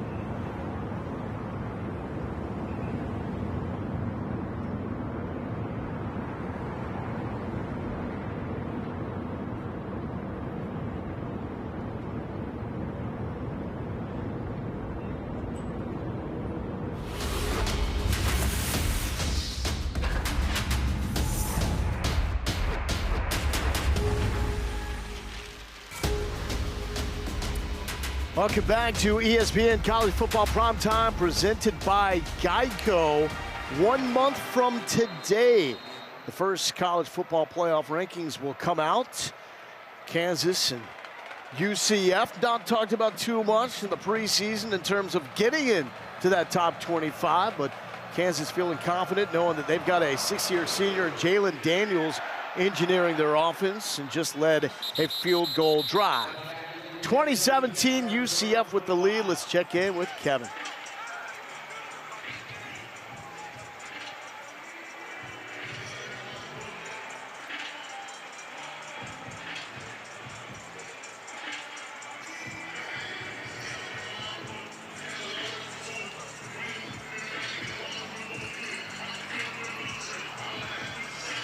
Well, in Lubbock, you get what you pay for, and they opened up the piggy bank, 20 million plus, like Ohio State last year. And Texas Tech is that team right now that could be the highest ranked in a month out of the Big 12.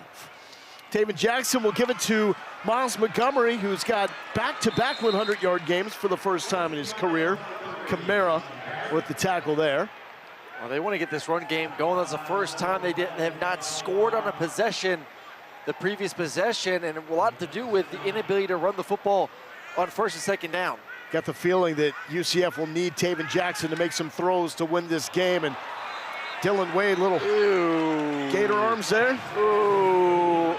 I'm coming after him on that on the sideline if I'm his teammates and his quarterback and his coaching staff. If you don't want to get hit, you don't want to go out there and extend for a football, then don't get out there. It's a physical game. That's not a good look for number 0. Talked to Scott Frost about using NIL in the transfer portal. Said you have to pay for a premium when it comes to finding production. You can save when you look for potential, and that's how UCF has tried to put together this roster. Jackson tipped at the line of scrimmage. Kansas swatted it, and it's Kamara. Welcome back, big play for him. It's back-to-back drives now for this defense, 3 and out. And you look at it, 3rd and long situations, known passing downs. Don't have to worry about the run. You can pin your ears back, get after the quarterback, and then be able to get your arms up to get the deflection. Back-to-back 3 and outs to start the second half for UCF, who scored on every possession in the first.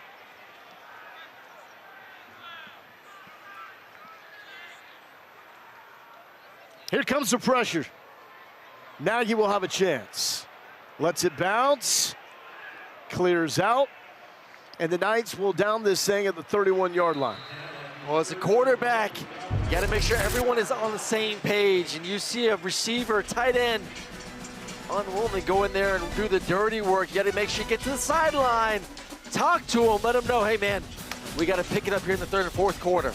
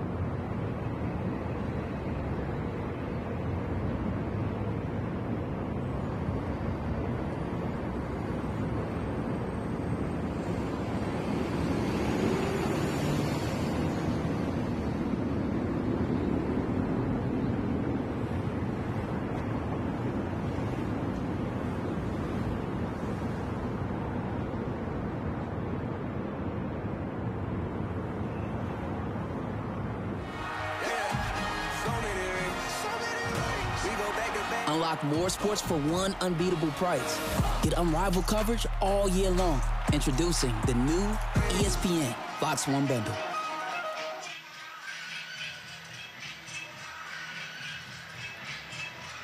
This is the Big 12 on ESPN. First Saturday night home Big 12 game for UCF in their third season in the Big 12. Loa Galindo, Aaron Murray, Lawrence Sisler down on the field. UCF had a 14-0 lead. Jalen Daniels has cut that lead to 3. And it's going to be Isaiah Marshall taking the snap and picking up 5 yards on first down. I love this little wrinkle to this offense. Get to the perimeter, an area this defense struggled against a week ago, and their opponent uses speed, and then once again, they get the quarterback type run with the Wildcat, but take the hits off Jalen. Leipold and Jalen Daniels connected at the hip. Leipold took the job after Daniels' freshman season. They've been together for 5 straight years, longest quarterback head coach duo with the FBS. Downfield, open! What a catch, Cam Pickett off the fingertips.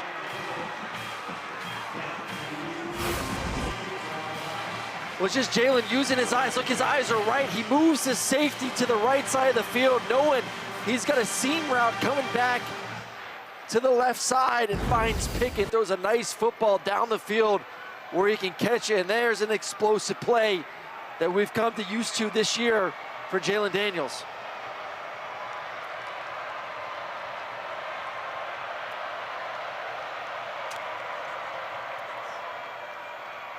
Stewart, not much there, picks up 2. Let's go back to that last play and just let's watch the development of Jalen Daniels as a passer inside the pocket. He's going to feel the pressure coming from the backside. The backside safety is going to blitz, and then he looks off that high safety we just circled, moves him to the right, knowing he's got that seam route coming right down the middle of the field. Nicely executed from number 6. Pickett had 6 catches in his debut against Fresno, but only 7 in the 4 games since. Daniels, flushed, eyes downfield, cuts it back on the wet turf, hit, and a dangerous throwaway. That will set up a 3rd and 7. That throwaway got you a little excited. That got me nervous too. I saw Kozlowski. But see, like, once again, like, I love the playmaking ability. You never want to take that away from Jalen, but sometimes you just have to know that I lost the play, and what can I do to not take a hit? This team needs this quarterback more than most teams need their quarterback. 3rd and 7 for Leipold and company.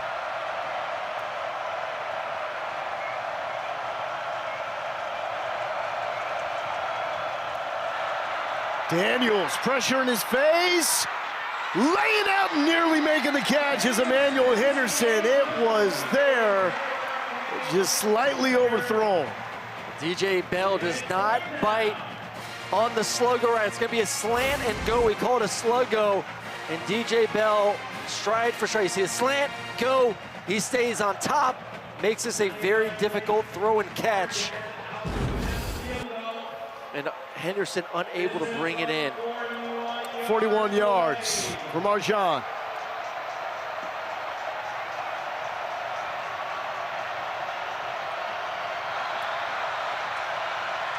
Bounce house is loud.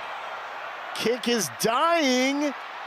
And just has enough juice to get in from 41 yards out. We got a tie game knotted up at 20. Huge implications for 2 teams trying to stay alive early in this Big 12 race.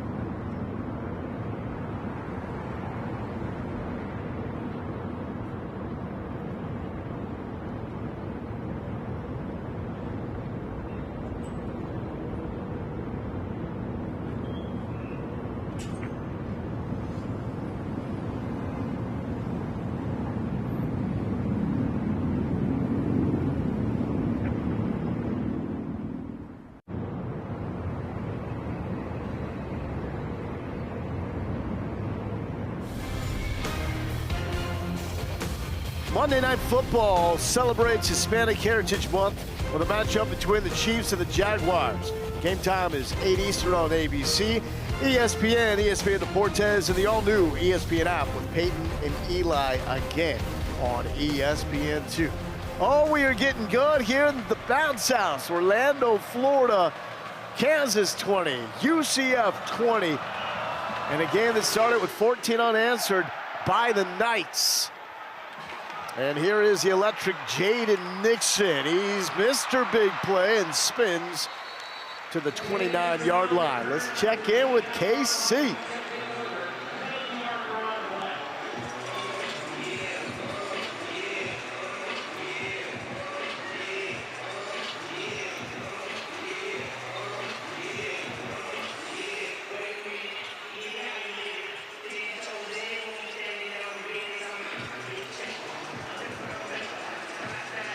Kevin and Trevor, thank you so much. Well, the Kansas defense has really struggled this season, especially in the losses to Cincinnati and Missouri. They got gashed, and they were getting gashed in the first half. The Knights had 253 yards, but in the first two drives, 2 3-and-outs, 6 total yards here in the second half. Yeah, they made the adjustment. They put more bodies in the box. They went to what we call that bear front, so a head-up nose, 2-3 techniques, 2-5 techniques, making it one-on-one against the offensive line. If a dead ball, personal foul, late hit out of bounds, receiving team, number 29. That penalty will be enforced half the distance to the goal, first down. So Scott Frost obviously upset as that late hit called on the receiving team, the Knights. And in a very important drive for UCF, we'll start with them being backed up right at the 15-yard line. Well, they're gonna need Taven to start making some plays with his arm. Right now, if you're gonna present us with a 7-man box, you're gonna get some one-on-ones on the outside. You gotta be a better thrower and take advantage of that. Ran into an ill-timed rain shower at the end of the first half when they got into the red zone. Football got slippery, had to settle for a field goal. Montgomery, 100 yards. And this is a different look at Kansas defense. Trey Lathan, AKA the Muffin Man, is there to make the stop. Well, Kamara just splits right through there, number 1, just uses speed to get to the backfield. Love the energy as he's in the game now in the second half. David Jackson flustered. The dump down to Montgomery. And spinning through one tackle, will not break through another one. Leroy Harris was there. Austin Alexander completed the tackle. Well, Lauren gave us the halftime update talking with Leipold, and it was about defense needs to tackle, and they've accomplished that for the first 3 drives. Pressure in the face, ball is out, Kansas has it, and nearly a scoop and score. Trey Lathan picked it up. It was taken down at the 3-yard line. Jalen Dye forced it out. And he looks like in serious pain right now after a direct shot. Taven Jackson was knocked out of last week's game with a sprained AC joint in his non-throwing shoulder. It looks like he is holding his left wrist now and just does not want anyone to touch him, understandably so. Game-changing blow delivered by Jalen Dye. You see the blitz from the second level, third level, and a direct shot right at the quarterback. And you see him go to grab it right as soon as he's hit. He feels pain immediately. Jalen Dye, nice tackle on the quarterback to get the ball back for Kansas. Trying to cash in from the red zone. Williams, touchdown number 3.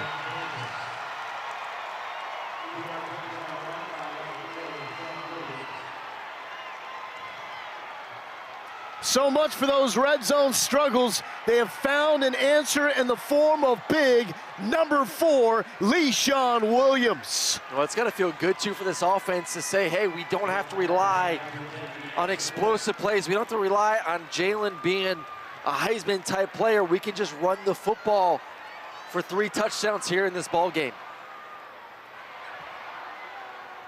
First multi-touchdown game of his career, and he's got 3. And Kansas has stormed all the way back. Lance Leipold has been the picture of poise under duress. We've seen him maintain his composure, and his team is following that lead. Well, they've done it in areas they've not had success with. As we go back and look at the touchdown here on the run play, they've done it with defense, and they've done it with running the football. 2 things they've struggled to do this year, including, without a third, scoring in the red zone. So they're playing better defense, they're tackling, they're running the football, and then they're scoring inside the red zone. So they are making improvements, and now we're gonna see. A week ago, Jackson got knocked out of the game, was not sure if he'd be coming back in. He did come back in. We'll see if it's gonna be the same thing now. Hey, if McKenzie Milton is your quarterback, coach, Oh yeah. you gotta be tough. Milton was a quarterback of the undefeated season back in 2017 for UCF. He suffered a gruesome injury after that and derailed his career.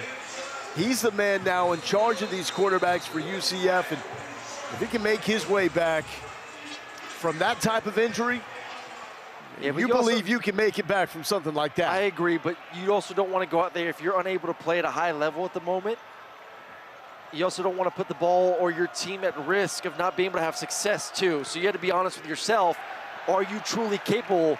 And you don't have to be a superhero. That's a mistake there. And UCF will take the ball at the 35 after that kick went out of bounds. Ball will be placed at the 35 I hear you. The issue, though, for UCF, Jakari Brown is a scratch for this game. Cam Fancher, we haven't seen him since the season opener when he was supposed to be the starting quarterback, but hurt his back. And it is going to be Cam Fancher now coming out. He won the job in this 3-way battle with Jackson and Brown in camp because he was the most consistent quarterback. Suffered a back injury in the opener against Jacksonville State. This is his first return to action since that injury. They need him in a desperate way here. Sticking to the ground. And not much happening there for Jaden Nixon. Gets 1. Let's check in with Lauren. Hey guys, keeping an eye on Taven Jackson, very frustrated. You can tell he's in a lot of pain. He is actually walking to the locker room now. He's still got that left arm curled up underneath him. He was working out that wrist, working out that hand. But you could see in his eyes, definitely frustrated, in a lot of pain, and uncertain what his future looks like right now. And there is Taven Jackson making his way to get checked out at the locker room. Montgomery. Jayhawks all over it. Blake Harold, one of the 3 Kansas defenders there. They say Harold's a tough dude. He has to put himself back together every week. After physical game upon physical game, there is a Kansas player down, and that is going to be Taylor Davis holding his lower leg. It has been night and day for this offense compared to where they were in the first half. Running at will, explosive play. They didn't even need the pass game. It was just hand the ball at 22 and sit back and watch him do his thing, or hand the ball off to 5 and get a 46-yard gain. And right now they're getting lucky to get 2 or 3 yards here in the third quarter.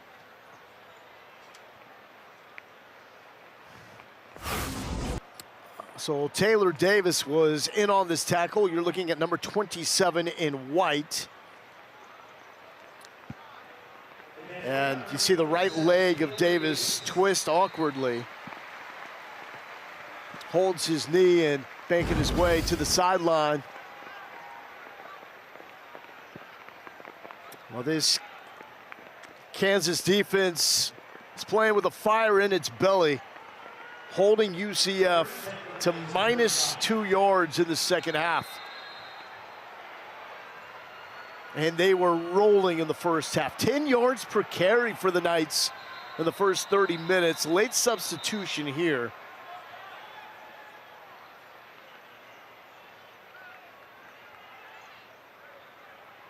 So hold on before this 3rd and 10. Yeah, they're actually bringing in a 12th guy. They didn't need to substitute anyone or add another defender in there. I think they just need to get the right personnel right now to get another 3 and out for this defense, which has just had every answer to start the second half. Allowed 603 yards last week in the loss against Cincinnati. Fancher running out of room. And we'll pick up 2 on the scramble. Kamara was there. He has been a force here in the second half. Did not play in the first half after that targeting call late against Cincinnati. Love watching him play. He plays with fire and juice. Oh, it's, like I said, I mean, you go in the halftime and your defense is just getting run up and down the field against them, and you're like, get me out there, get me out there. And he has been electric here in the 3rd quarter, running sideline to sideline, and has made a huge difference in just the overall feel for this defense. Didn't see Anthony Vaneri at all in the first half, but get a lot of action here with the UCF offense stalling in the second. Punt is away. Nagy calls for the fair catch, and we'll have it at the 32-yard line. Well, let's look at Jalen Daniel and his night tonight. The best quarterbacks in America, has been doing his thing, throwing the football as expected.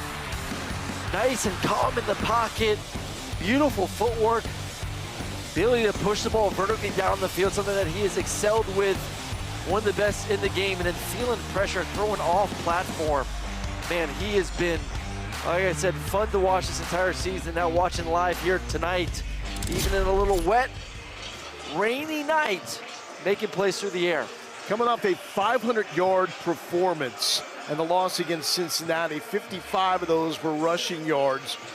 Most in a game in the FBS this season. In fact, Kansas gained 597 in the game. That's the most yards for a team in a loss in the FBS this season. Really, the only thing they did was they scored with too much time left on the clock, which allowed the Bearcats to move down the field. But the way that Lance Leipold described it, we're in the red zone. They actually try to do a lot to slow that game down, eat clock. But with all the issues they had in the red zone, they just had to punch it in when the opportunity was there. When you get a chance, you get a chance, you got to take advantage. And your defense has to make a stop. At some point, the defense has got to make plays. Even go back to the Missouri game. Man, he was dealing. Illegal formation on the defense. Number 80 was lined up over the snapper. That 5-yard penalty will be enforced. We'll replay 4th down. Okay, so we're going to do the punt again. So hold that thought with Jalen Daniels. We're going to bring out the UCF punt unit. I don't think you're going to get a go-for-it situation right now. I think you just want a better punt. See, over the snapper, you can't do that. I think they just want a better punt. See if they can pin him somewhere inside the 20-yard line here. Is this a be careful what you wish for type of situation, though? You got the punt off clean. No, I think you're in your own 40-yard line. You tell your punter, kick this thing as far as you possibly can. Even if you kick in the end zone, still better for us defensively than what you just previously did.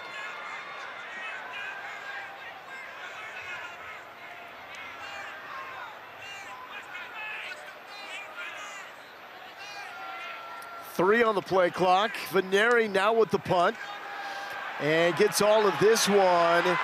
Nagy at the 10-yard line. So they get that extra field position, moving Kansas back like they were trying to.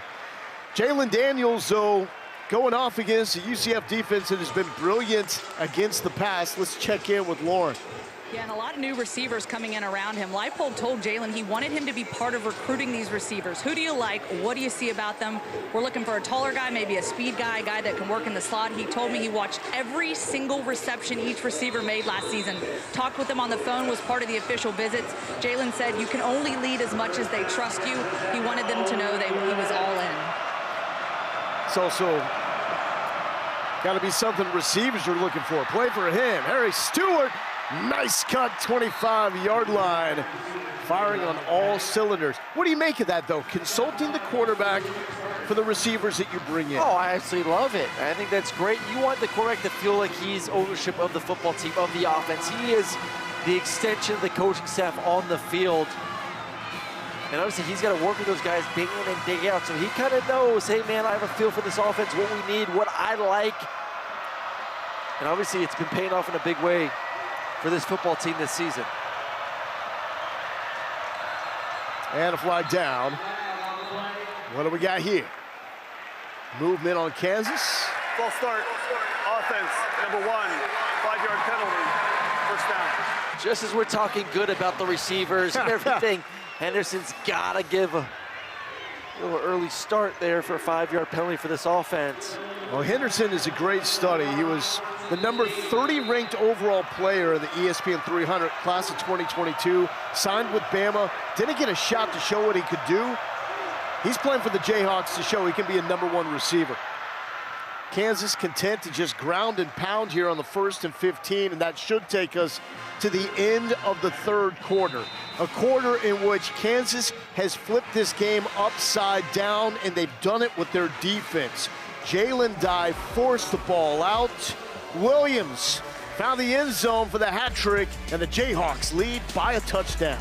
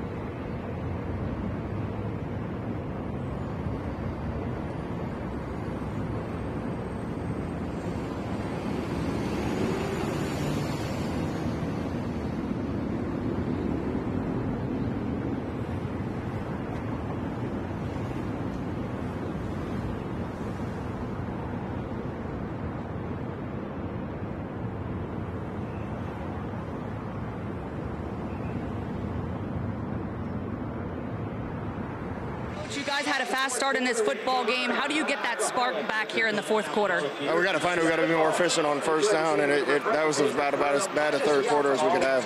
Thanks, Coach.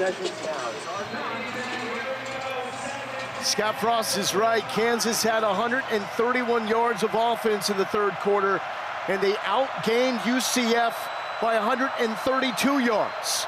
I'll explain. Daniels, the quick toss, and dropped for a loss. Cam Pickett was bottled up by Braden Marshall. So outgaining UCF by 132 when you had 131 yards. Because the Knights went backwards. -1 yard in the third quarter. -1 after everything they did there in the first half. But guess what? You're only down 7, and see this defense for the Knights can give you a spark and get you some good field position. First Saturday night home Big 12 game for UCF. Daniels tries to quiet the bounce house. That won't work. Hit by Damari Henderson.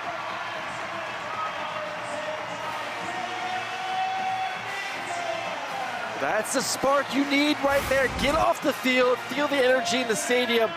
No one is open down the field. You see Jalen going through his reads. No one's open. Let me get out of there.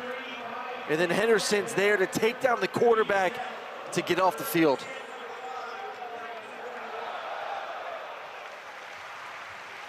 Don't need any more injuries, though, for UCF. Make sure we celebrate in a safe way.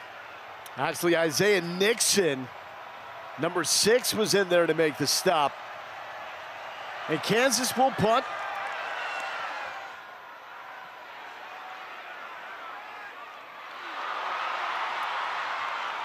And nothing happening there for Antoine Jackson.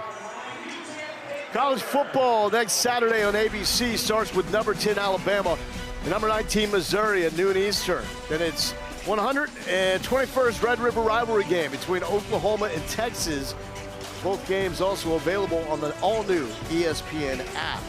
And that's a statement opportunity for KU's border war rival, the Missouri Tigers. Missouri's playing good football lately. Obviously, Alabama had a little bit of a scare today for quite some time against Vanderbilt, pulled it off. Ty Simpson, though, playing at an elite level at the moment. Taven Jackson knocked out of the game. Cam Fancher with his first action since the season opener when he was lost. Here's Domerkant to the 40. The coach just told Lauren downstairs, we need to be better on first down, and there you go. Finally, some positive yards. Well, you said it, -1 yards there in the third quarter. Have to find a way to get this run game going again. UCF scored on all 4 drives in the first half. First 2 touchdowns, second 2 field goals. Miles Montgomery, number 22 in the backfield. 100-yard performance. Fancher, oh, he got out of it. Still rolling, knocks down his own offensive lineman. This is a man possessed, finally rolling to the 40-yard line. If there was ever a definition of rumbling, stumbling, bubbling, I think that play was the perfect example. How do you knock over your own lineman? Quick pass here to the tight end, Fox. And Fox to the 37-yard line. It's like, remember the Titans when you just take out the defensive tackle, you know, tell them to make a miss and just knock him over. Really nice play. And for Fancher, just that's a good way to kind of feel a part of the game, man. You come in here, it's raining, you're down, your starting quarterback just went out, you're not fully engaged just yet. A play like that gets you going and gets the juices flowing. UCF had 3 quarterbacks compete for the starting job in camp. Fancher is the only one healthy at the moment. Spinning out of that, faked it to Montgomery, to the 30, and Cam Fancher showing that spark that won him the job out of camp. Well, someone needs to also tell him, I love the spark, Will. I love the spark, but you just made a great point. Hey, my man, you're the only quarterback we have right now. Let's try to take some of the hits off and protect the body. Run, but don't put your shoulder down trying to take on defenders at the moment.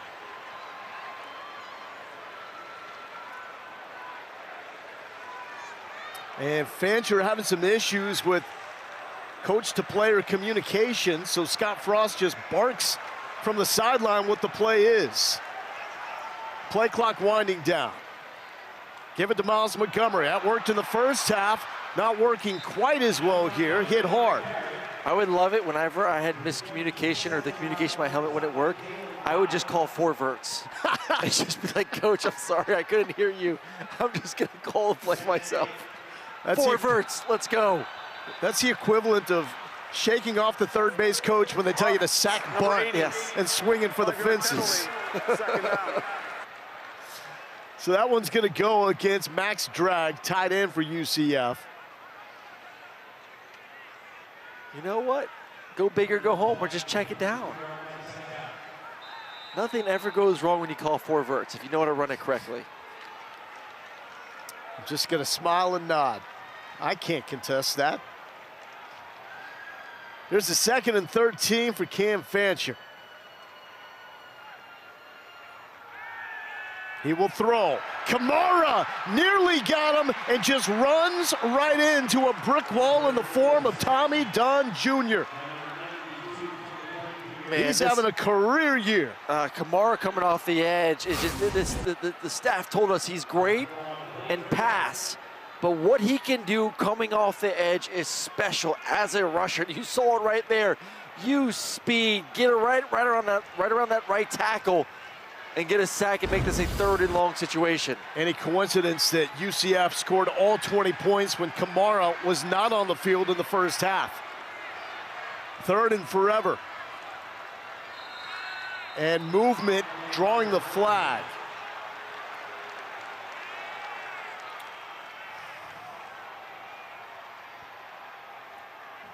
False start. Offense, number 55. 5-yard penalty. 3rd down. Not what you want to do. You got some momentum. Your quarterback's doing pretty well, running the football, getting going line, and then get some penalties, a sack, and then a penalty. Now all of a sudden you're looking at a 3rd and long situation. Have to find a way to protect the quarterback. If I'm Kansas, I wouldn't mind bringing some more pressure here either. Original line of scrimmage at the 29. Field goal probably out of range now on this 3rd and 21. Unless he can pick up a chunk here. Tipped! Nearly picked off. That was going in the direction of Jalen Dye, who's had the game-changing play thus far for the Jayhawks, forcing the fumble against Taven Jackson and the play that knocked him out of the game. Choose to go coverage, getting double teamed. Got to find a way to get the ball around the big guys up front. I think regardless, probably would have been a catch tackle. Maybe an opportunity to kick a field goal, but progress. At least we got out of the negatives in the second half for this offense. But still, Kansas finding a way to get off the field once again. Veneri, busy man here in the second half for the Knights. Didn't see him in the first half. No pressure from Kansas. And this one will check up inside the 1. Well done, Anthony Veneri and the UCF punt coverage team. That brings out a smile. It's been a while since we've seen one of those from these Knights. Well, the defense came out hot to start the 4th quarter, able to get off the field, get their offense good field position. Now all of a sudden, offense moved the football. Couldn't get any points, but knock Kansas offense back. Here in the 4th quarter, we'll see if the defense can stop them.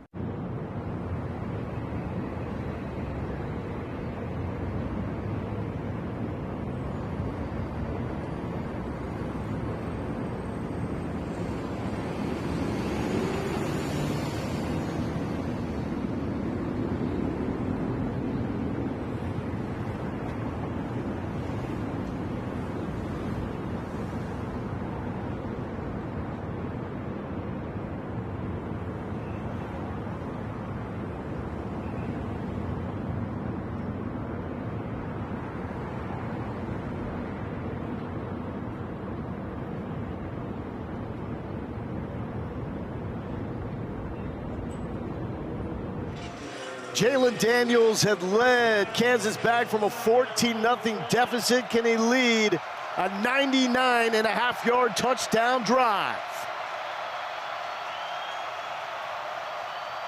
Safe play, keeping it and squeezing through for a couple of yards on first down. Last season was a rough year for Jalen Daniels. Entered the year with high hopes and expectations, but Lance Leipold told us he put too much pressure on himself to be everything for this Kansas offense.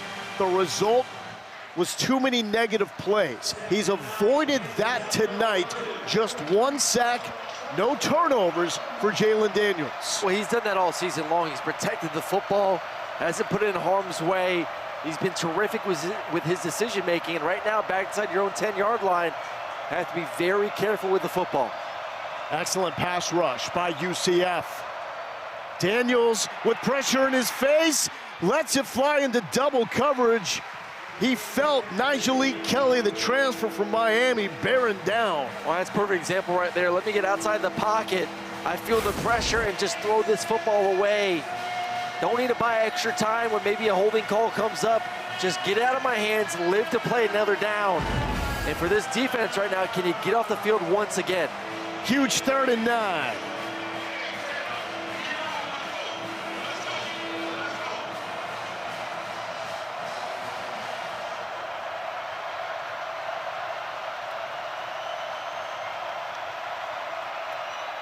To Williams, surging ahead, but well short of the line to gain, and that will force a Kansas punt. Got to give these students at UCF a lot of credit. There have been 3 rain showers since about 3 o'clock this afternoon. The last one that came in the first half really sent a lot of the casual fans home, but the students have been here and been loud since the jump. And that's the first 3 and out forced by the Knights defense here tonight. Not a lot of room to feel comfortable if you're Finn Lappin. He's able to get a running start into this one. Antoine Jackson will make the catch at the 46-yard line. Great field position for UCF. Cam Fancher will try to tie this thing up with 7.5 left.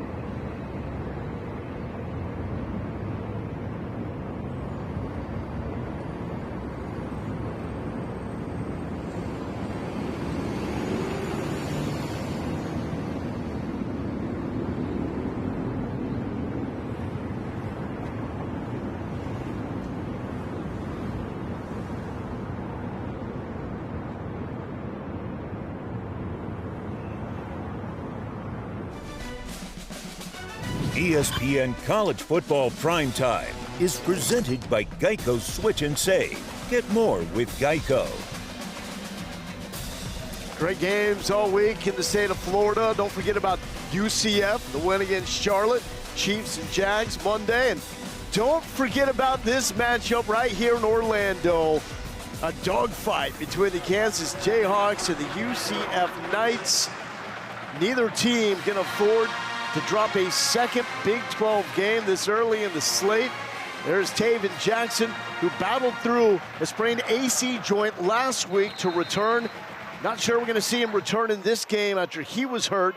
Cam Thatcher is the quarterback now. He was hurt in the season opener, his first action since. Miles Montgomery had nearly 100 yards rushing in the first half alone. It's been tough for him in the second half. Lyric rolls with the stop at the line. Oh, they're just so committed first and second down to stopping the run, especially anything inside the tackles. We saw some success in the last series offensively for UCF, hitting the edges of this defense. I just think right now they are loading bodies defensively up front. Got to get more to the perimeter. Kansas defense has figured it out here in the second half. Jalen Dye had the hit on Taven Jackson to force the ball out and set up the go-ahead touchdown. And they have been in shutdown mode. Swing pass to Chris Dahmerkamp. Can't break out of that solo tackle. And they got speed on the outside. You know, we haven't really seen a lot from a guy like DJ Black. Just get the ball on the perimeter, some of these speedy receivers. Let them be the running back. Montgomery with the carry. Backwards, dropped by Blake Harrell. While you bring up DJ Black, he had one catch last week. It was an 82-yard touchdown. And number 9 in Black has been a no-show in the box score for the Knights here tonight. I just think you had success first half running between the tackles. That's not the case right now in the second half. You have to find new creative ways. It was the jet sweep with a receiver. It's those bubbles to the receivers. The perimeter is soft compared to the inside of this defense. UCF was perfect on fourth down until last week when they went 0 for 2. Fancher to throw. Open, caught, and we mentioned just a matter of time before DJ Black got his. He's just too fast, he's too good. You see all the pressure, everyone's thinking run, run, run, run, and then all of a sudden number 9 gets behind the defenders, presents his numbers for a nice completion. Movement on the right side of the line. False start, offense, number 78, 5-yard penalty, first down. Lauren. Yeah, I'll tell you what, the most unlikely path for DJ Black. Coming out of high school, he said he didn't have all the offers, so the fact that he had to go work for it those 3 years at Limestone, he was at South Carolina as a walk-on to start his career, just made him realize the work that went into it and that somebody would pick him up one day. People really wanted him to contribute and be part of this team. That was big for him. And being on Orlando when he came for his official visit, it felt like home. He had gone on an official visit up at UConn, 17 degrees. He says, nah, this ain't for me. I'd rather stay in Orlando. 1st and 15. Montgomery bottled up. And another run stop near the line. Dak Brinkley, his pops, Jasper, was a standout linebacker at South Carolina. It's just not working. They continue to try and do this on first down. Get to the perimeter. The inside zone is not there in the second half. Fancher coming back across the middle of the field. Low throw incomplete. He was looking for Kylan Fox. Tight ends have been a big part of this offensive approach for UCF. Just kind of aims this football. They tried the pump to the outside, sneak the tight end down the field. Oh, ball's low, but still, man, got to catch it. 3rd and 18, second straight drive where UCF was cooking, only to have penalties move them back. Interesting, could be 4-down territory here, so let's see if you can get half the distance. Fancher, caught, first down inside the 15. Wade and Charles delivering in the clutch. And I absolutely love the timing from quarterback to receiver here. As soon as the receiver gets out of his break, ball is already on him right now. He sees it, he likes it, ball's out, on time, in rhythm. Nicely done to get the first down. Knights have not scored in the second half. They had -1 yard in the third quarter. Nixon and Montgomery into the backfield. Nixon with the carry. And Kansas refuses to bend with the run defense. UCF refuses to call a different play on first down. Just don't get it. Oh, man. So why is that? Was it called insanity, doing the same thing over and over again, expecting something different? It just, I don't know. It was there in the first half. Not there in the second half. 10 yards per carry on the ground for the Knights in the first half. Under 3.5 minutes. Fancher keeps and is rocked by Trey Lathan. I told you about his nickname, Muffin Man. That's because Lance Leipold caught him eating a muffin before the team buffet and called him out saying, we spend $100 on each plate here at the buffet. If you think that was good for you, they'd probably serve it at the buffet. The legend of Muffin Man was born. 3rd and 10 here for the Knights.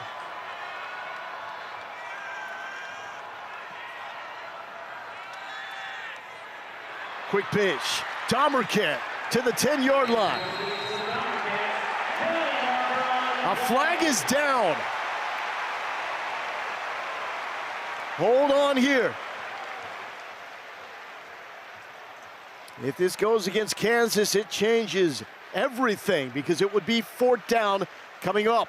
I think we're going to get a chance for a possible face mask. Definitely the way the defense is acting, they believe it's on them. Offense is excited. Oh, they're going to stay on the field.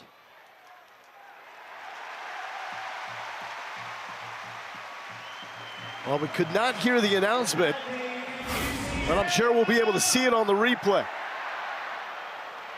Personal foul. Oh, Face yeah. mask. Number 0. Automatic first down. And that's on the freshman with mega upside, Austin Alexander. But here we go. UCF with the football at the 5-yard line. Down by 7, inside 3 minutes. Inside zone. Montgomery, still fighting, reaches to the 1-yard line. And was a yard away from his 3rd touchdown run of the night. At 2 right now, I think they're going to let this clock bleed all the way down to the 2-minute timeout. Don't want to give Kansas any more time than they need. That's a man fired up. Montgomery has made it back-to-back 100-yard rushing games. He wants the football when we get back from this 2-minute timeout. UCF can smell the end zone. Down by 7.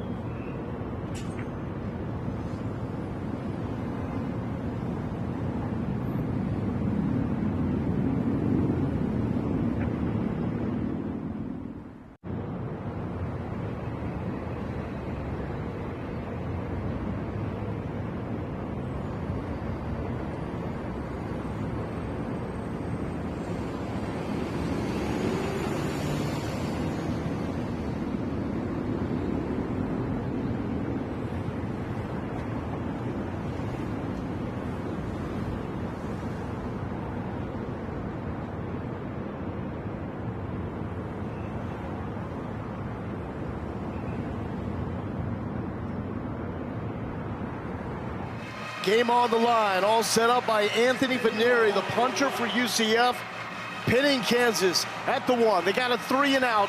Now, UCF has responded with a 12-play drive, trying to punch it in and tie the game. Miles Montgomery, the running back. Cam Fancher off the bench, quickly under center. Fancher is not going to get the push, and that's going to bring up 3rd and goal. They tried to run Cam Fancher to the line and catch Kansas off guard. Did not work. Well, it's not the worst thing in the world, too, just to bleed this clock some more, or at least make Kansas burn one of their timeouts now. Scoring with too much time on the clock is a real problem in the Big 12. We saw that haunt Baylor a few weeks ago and their loss against Arizona State. We saw it haunt these Kansas Jayhawks a week ago and their loss against Cincinnati. And I guarantee you're looking over and saying, do we want to give Jalen Daniels over a minute 45 with multiple timeouts? I mean, that is, for a guy that's played as much football, a 6-year senior, plenty of time, knowing that you don't even have to score a touchdown, you just got to score a field goal. Taven Jackson was knocked out of this game on a hit from Jalen Dye, a forced fumble that led to the go-ahead touchdown by Kansas. UCF 92 yards here in the 4th quarter. They lost 1 yard in the 3rd. Montgomery denied, stopped short, 4th down.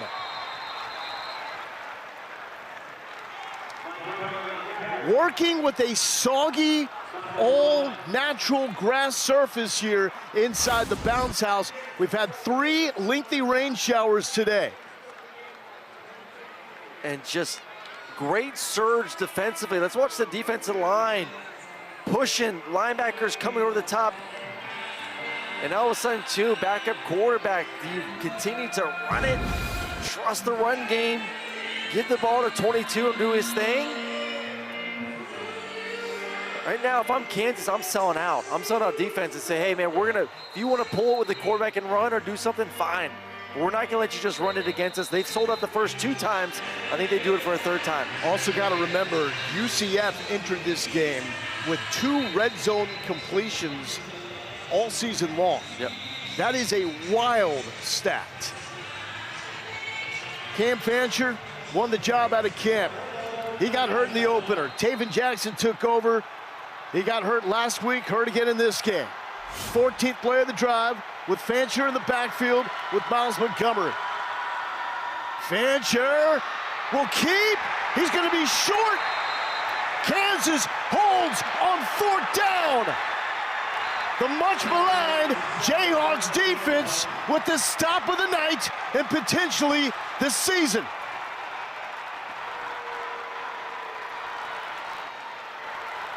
Well, you're going to motion a tight end around, try to get an extra blocker for your quarterback. And Kansas defense continues to show up. As they take a review on this, we'll get some more angles to see, does the ball cross? And we'll get some looks for you and then get an answer, hopefully after the break.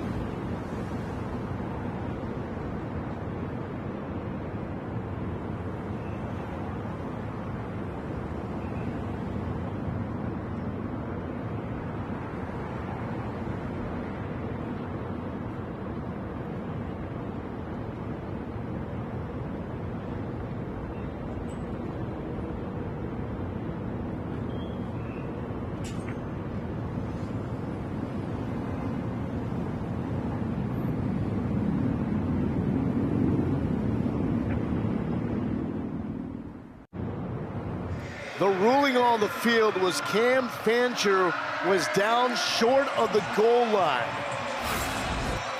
They looked at it, and the call was upheld, meaning it will be Kansas football for the second straight drive inside the 1. And the same play for the second straight drive on first down as Jalen Daniels falls ahead. And UCF will call a timeout. They will have 2 left. Well, the conversation now for Kansas is, I think you obviously run the ball here on second down, make UCF burn their second timeout.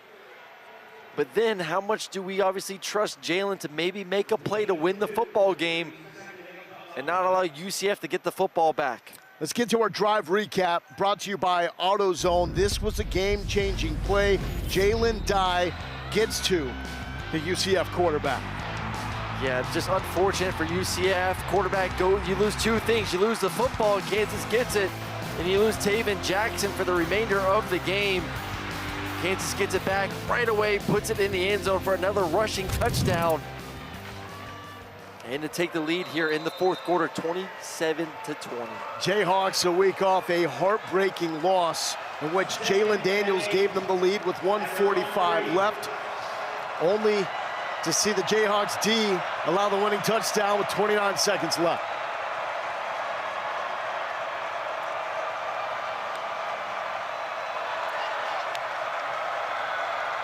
Late in the play clock, and Les Leipold calls for the timeout.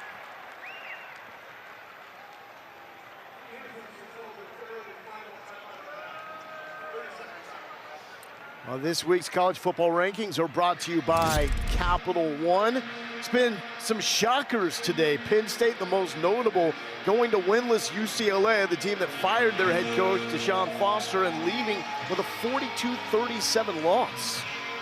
Embarrassing for Penn State. You lose a week ago to Oregon at home, tough one, and then you lose on the road to UCLA, who was winless, and then Texas going down to Florida, which kind of I anticipated based on the way Texas has played offensively this year, going against a quality defense there in the swamp. The Gators take care of business, and now the conversation is Billy Napier someone off the hot seat? College football rankings, the CFP release for the first time is 1 month from today. Just so interesting to see teams like Penn State and Texas pick to play in that college football playoff this season. Maybe already on the outside looking in. Kansas, don't sleep on these guys. What they need to kill this final 1 minute and 44 seconds in a game they trailed 14-0 as UCF dominated the first half. Patient run here. A pickup of 3 yards by LeSean Williams, who has 3 rushing touchdowns in this game for Kansas and has been the one-man answer to the red zone issues. UCF calls a timeout. He's got 1 more. And Williams, big day today. Love the commitment to the run game, especially inside the red zone. Finding ways to take some pressure off Jalen Daniels, and it's been running the football. Offensive line, tight ends too, man. Give some props to the tight ends, doing a great job in the blocking game as well. You see Big 88 right there, decleating someone. But 4 has been tremendous with the ball, finding the end zone, getting in there, having himself a career day with those touchdowns.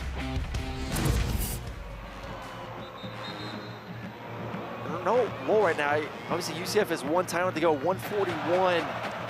I think you go for the win if you're Kansas. I don't think losing a timeout for UCF is anything at the moment. They're going to get the ball with good field position. I think you got to go for the win. This conference is too wild to think you can just punt the football away and hold on for the final minute. I mean, their defense has been great in the second half. Don't get me wrong, so maybe there's some confidence, but you have one of the best quarterbacks in America who's done a great job all year. I'm going to trust 6 that he's going to make the right decision and see if he can win the game for us. Turnover-free football for Jalen Daniels tonight. Run all the way, and he will be dropped. Knifing into the backfield to make the play is Nigel Kelly.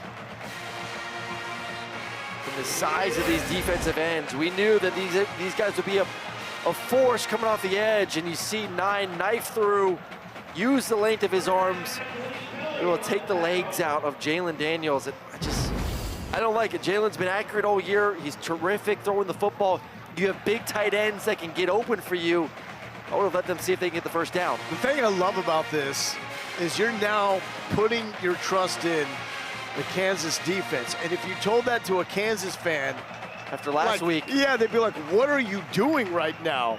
597 yards for Kansas, and it was still not enough to beat Cincinnati because they allowed 603 yards to the Bearcats.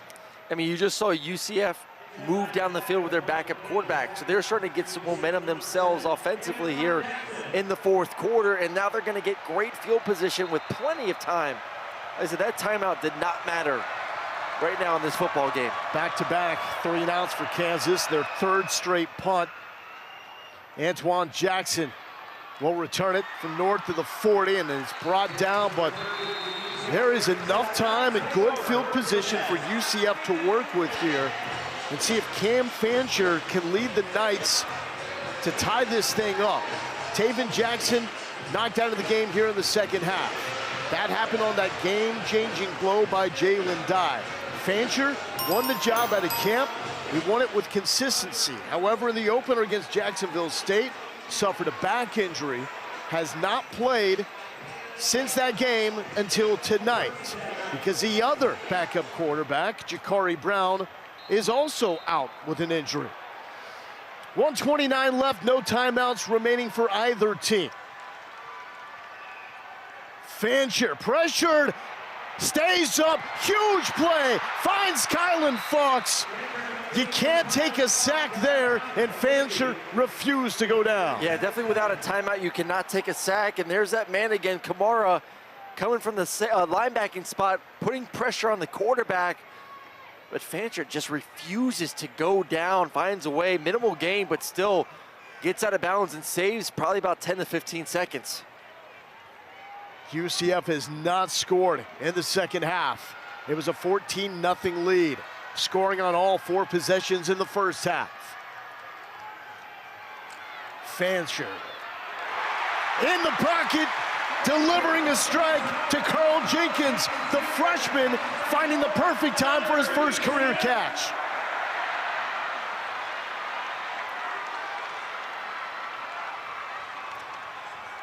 Montgomery, jitterbugging to the 25-yard line. You want to be in a hurry, but not out of control here offensively. Plenty of time, over a minute, clock stops on first downs. But this is where drives have run into issues with penalties for the Knights. Fancher knows what he wants. Jenkins, 2 catches for the 3-star freshman. It's a first down, so clock momentarily stops for the ball to be spotted. Well, I think they got him out of bounds too, so it won't start until the snap. Nice job by the freshman catching it and trying to find the sidelines to get out of bounds. So clock will start on the snap.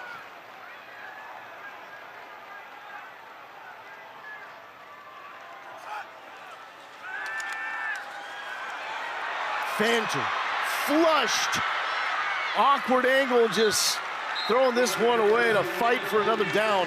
Trey Lathan was there with the pressure. It's Kamara is the difference maker here in the second half at that linebacking position as Scott Frost tries to go through that play call sheet. They'll figure out what they're gonna do. I think the biggest thing right now is whenever number 1 is blitzing defensively, he's finding a way to be disruptive. You gotta locate him, you gotta declare him, and maybe even get 4 hands on him because the quarterback does not have time. 43 seconds left. Fancher, 8 for 11 since entering for an injured Taven Jackson. He will throw. Confident, delivering, broke it up. Denying the touchdown is the freshman, Austin Alexander. What a play by Zero to get in there, Alexander. He's on an island right now. He's one-on-one. He gets beat inside, a little bit of a grab and pull. You want a flag there? Late in the game. You see the right hand hook around, probably warrants a flag, gets away with it. Empty look here for Cam Fancher. on a 3rd and 10. No timeouts, can't take a sack.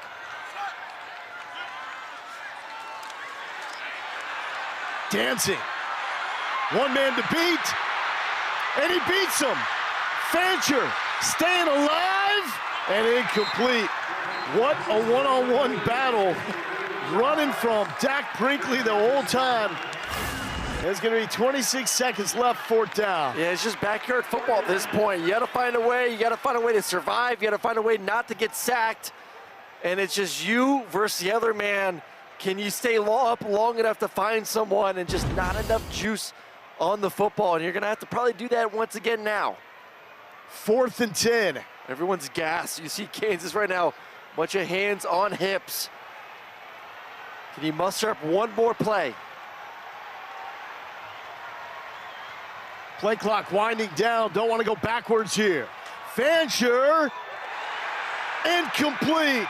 Kansas will hold on to win in Orlando.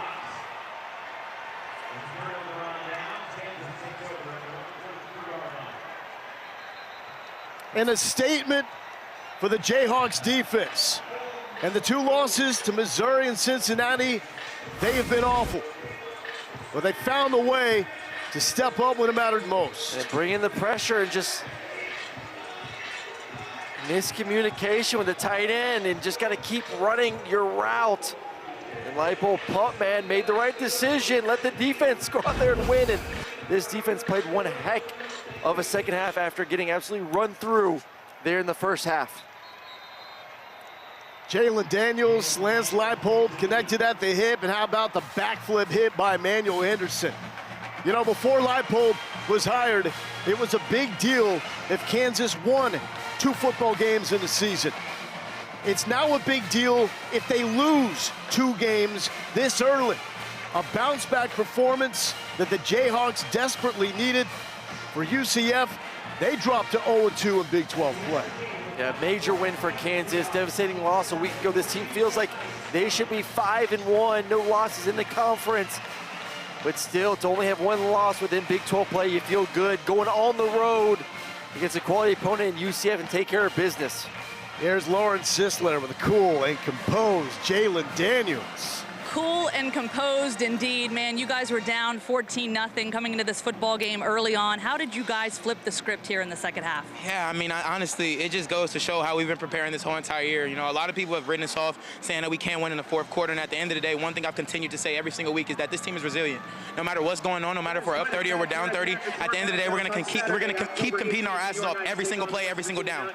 And for you, obviously coming out here, competing, you're a 6-year veteran. You've been with this football team for a long time. How meaningful is a win like this for you? It's very meaningful. I mean, everything that we've been working on a day-to-day basis finally showed up tonight. And I want to thank everybody that's come out here that's part of Rock Chalk Jayhawk Nation, because at the end of the day, we wouldn't have been able to do it without y'all. I want you to have a chance to give your defense some love there, coming up big for you guys. Big stop for them on 4th down. How big was that for you guys to get the win? I mean, resilient. I continue to keep saying the resilience of this team is insane. And, you know, the defense went out there and was able to get us multiple stops, especially when we needed it. And I got to give hats off to everybody on that defense, Coach DK included. I appreciate them, because at the end of the day, we wouldn't have been able to do it without them either.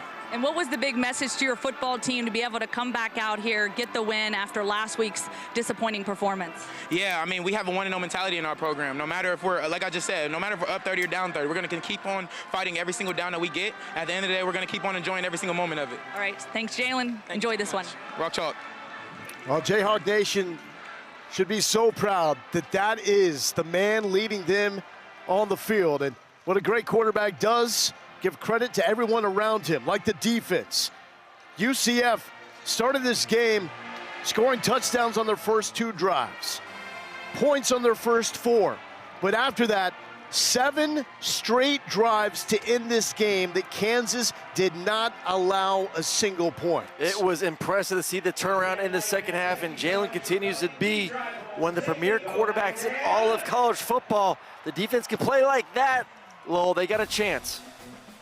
Second all-time meeting between Kansas and UCF. Jayhawks 2-0 all-time against the Knights, and with that win and this wild and crazy Big 12, it means the Jayhawks are still right in the thick of it all. For Lawrence Sisler and Aaron Murray, I'm Lowell Galindo. Thank you so much for watching College Football Primetime.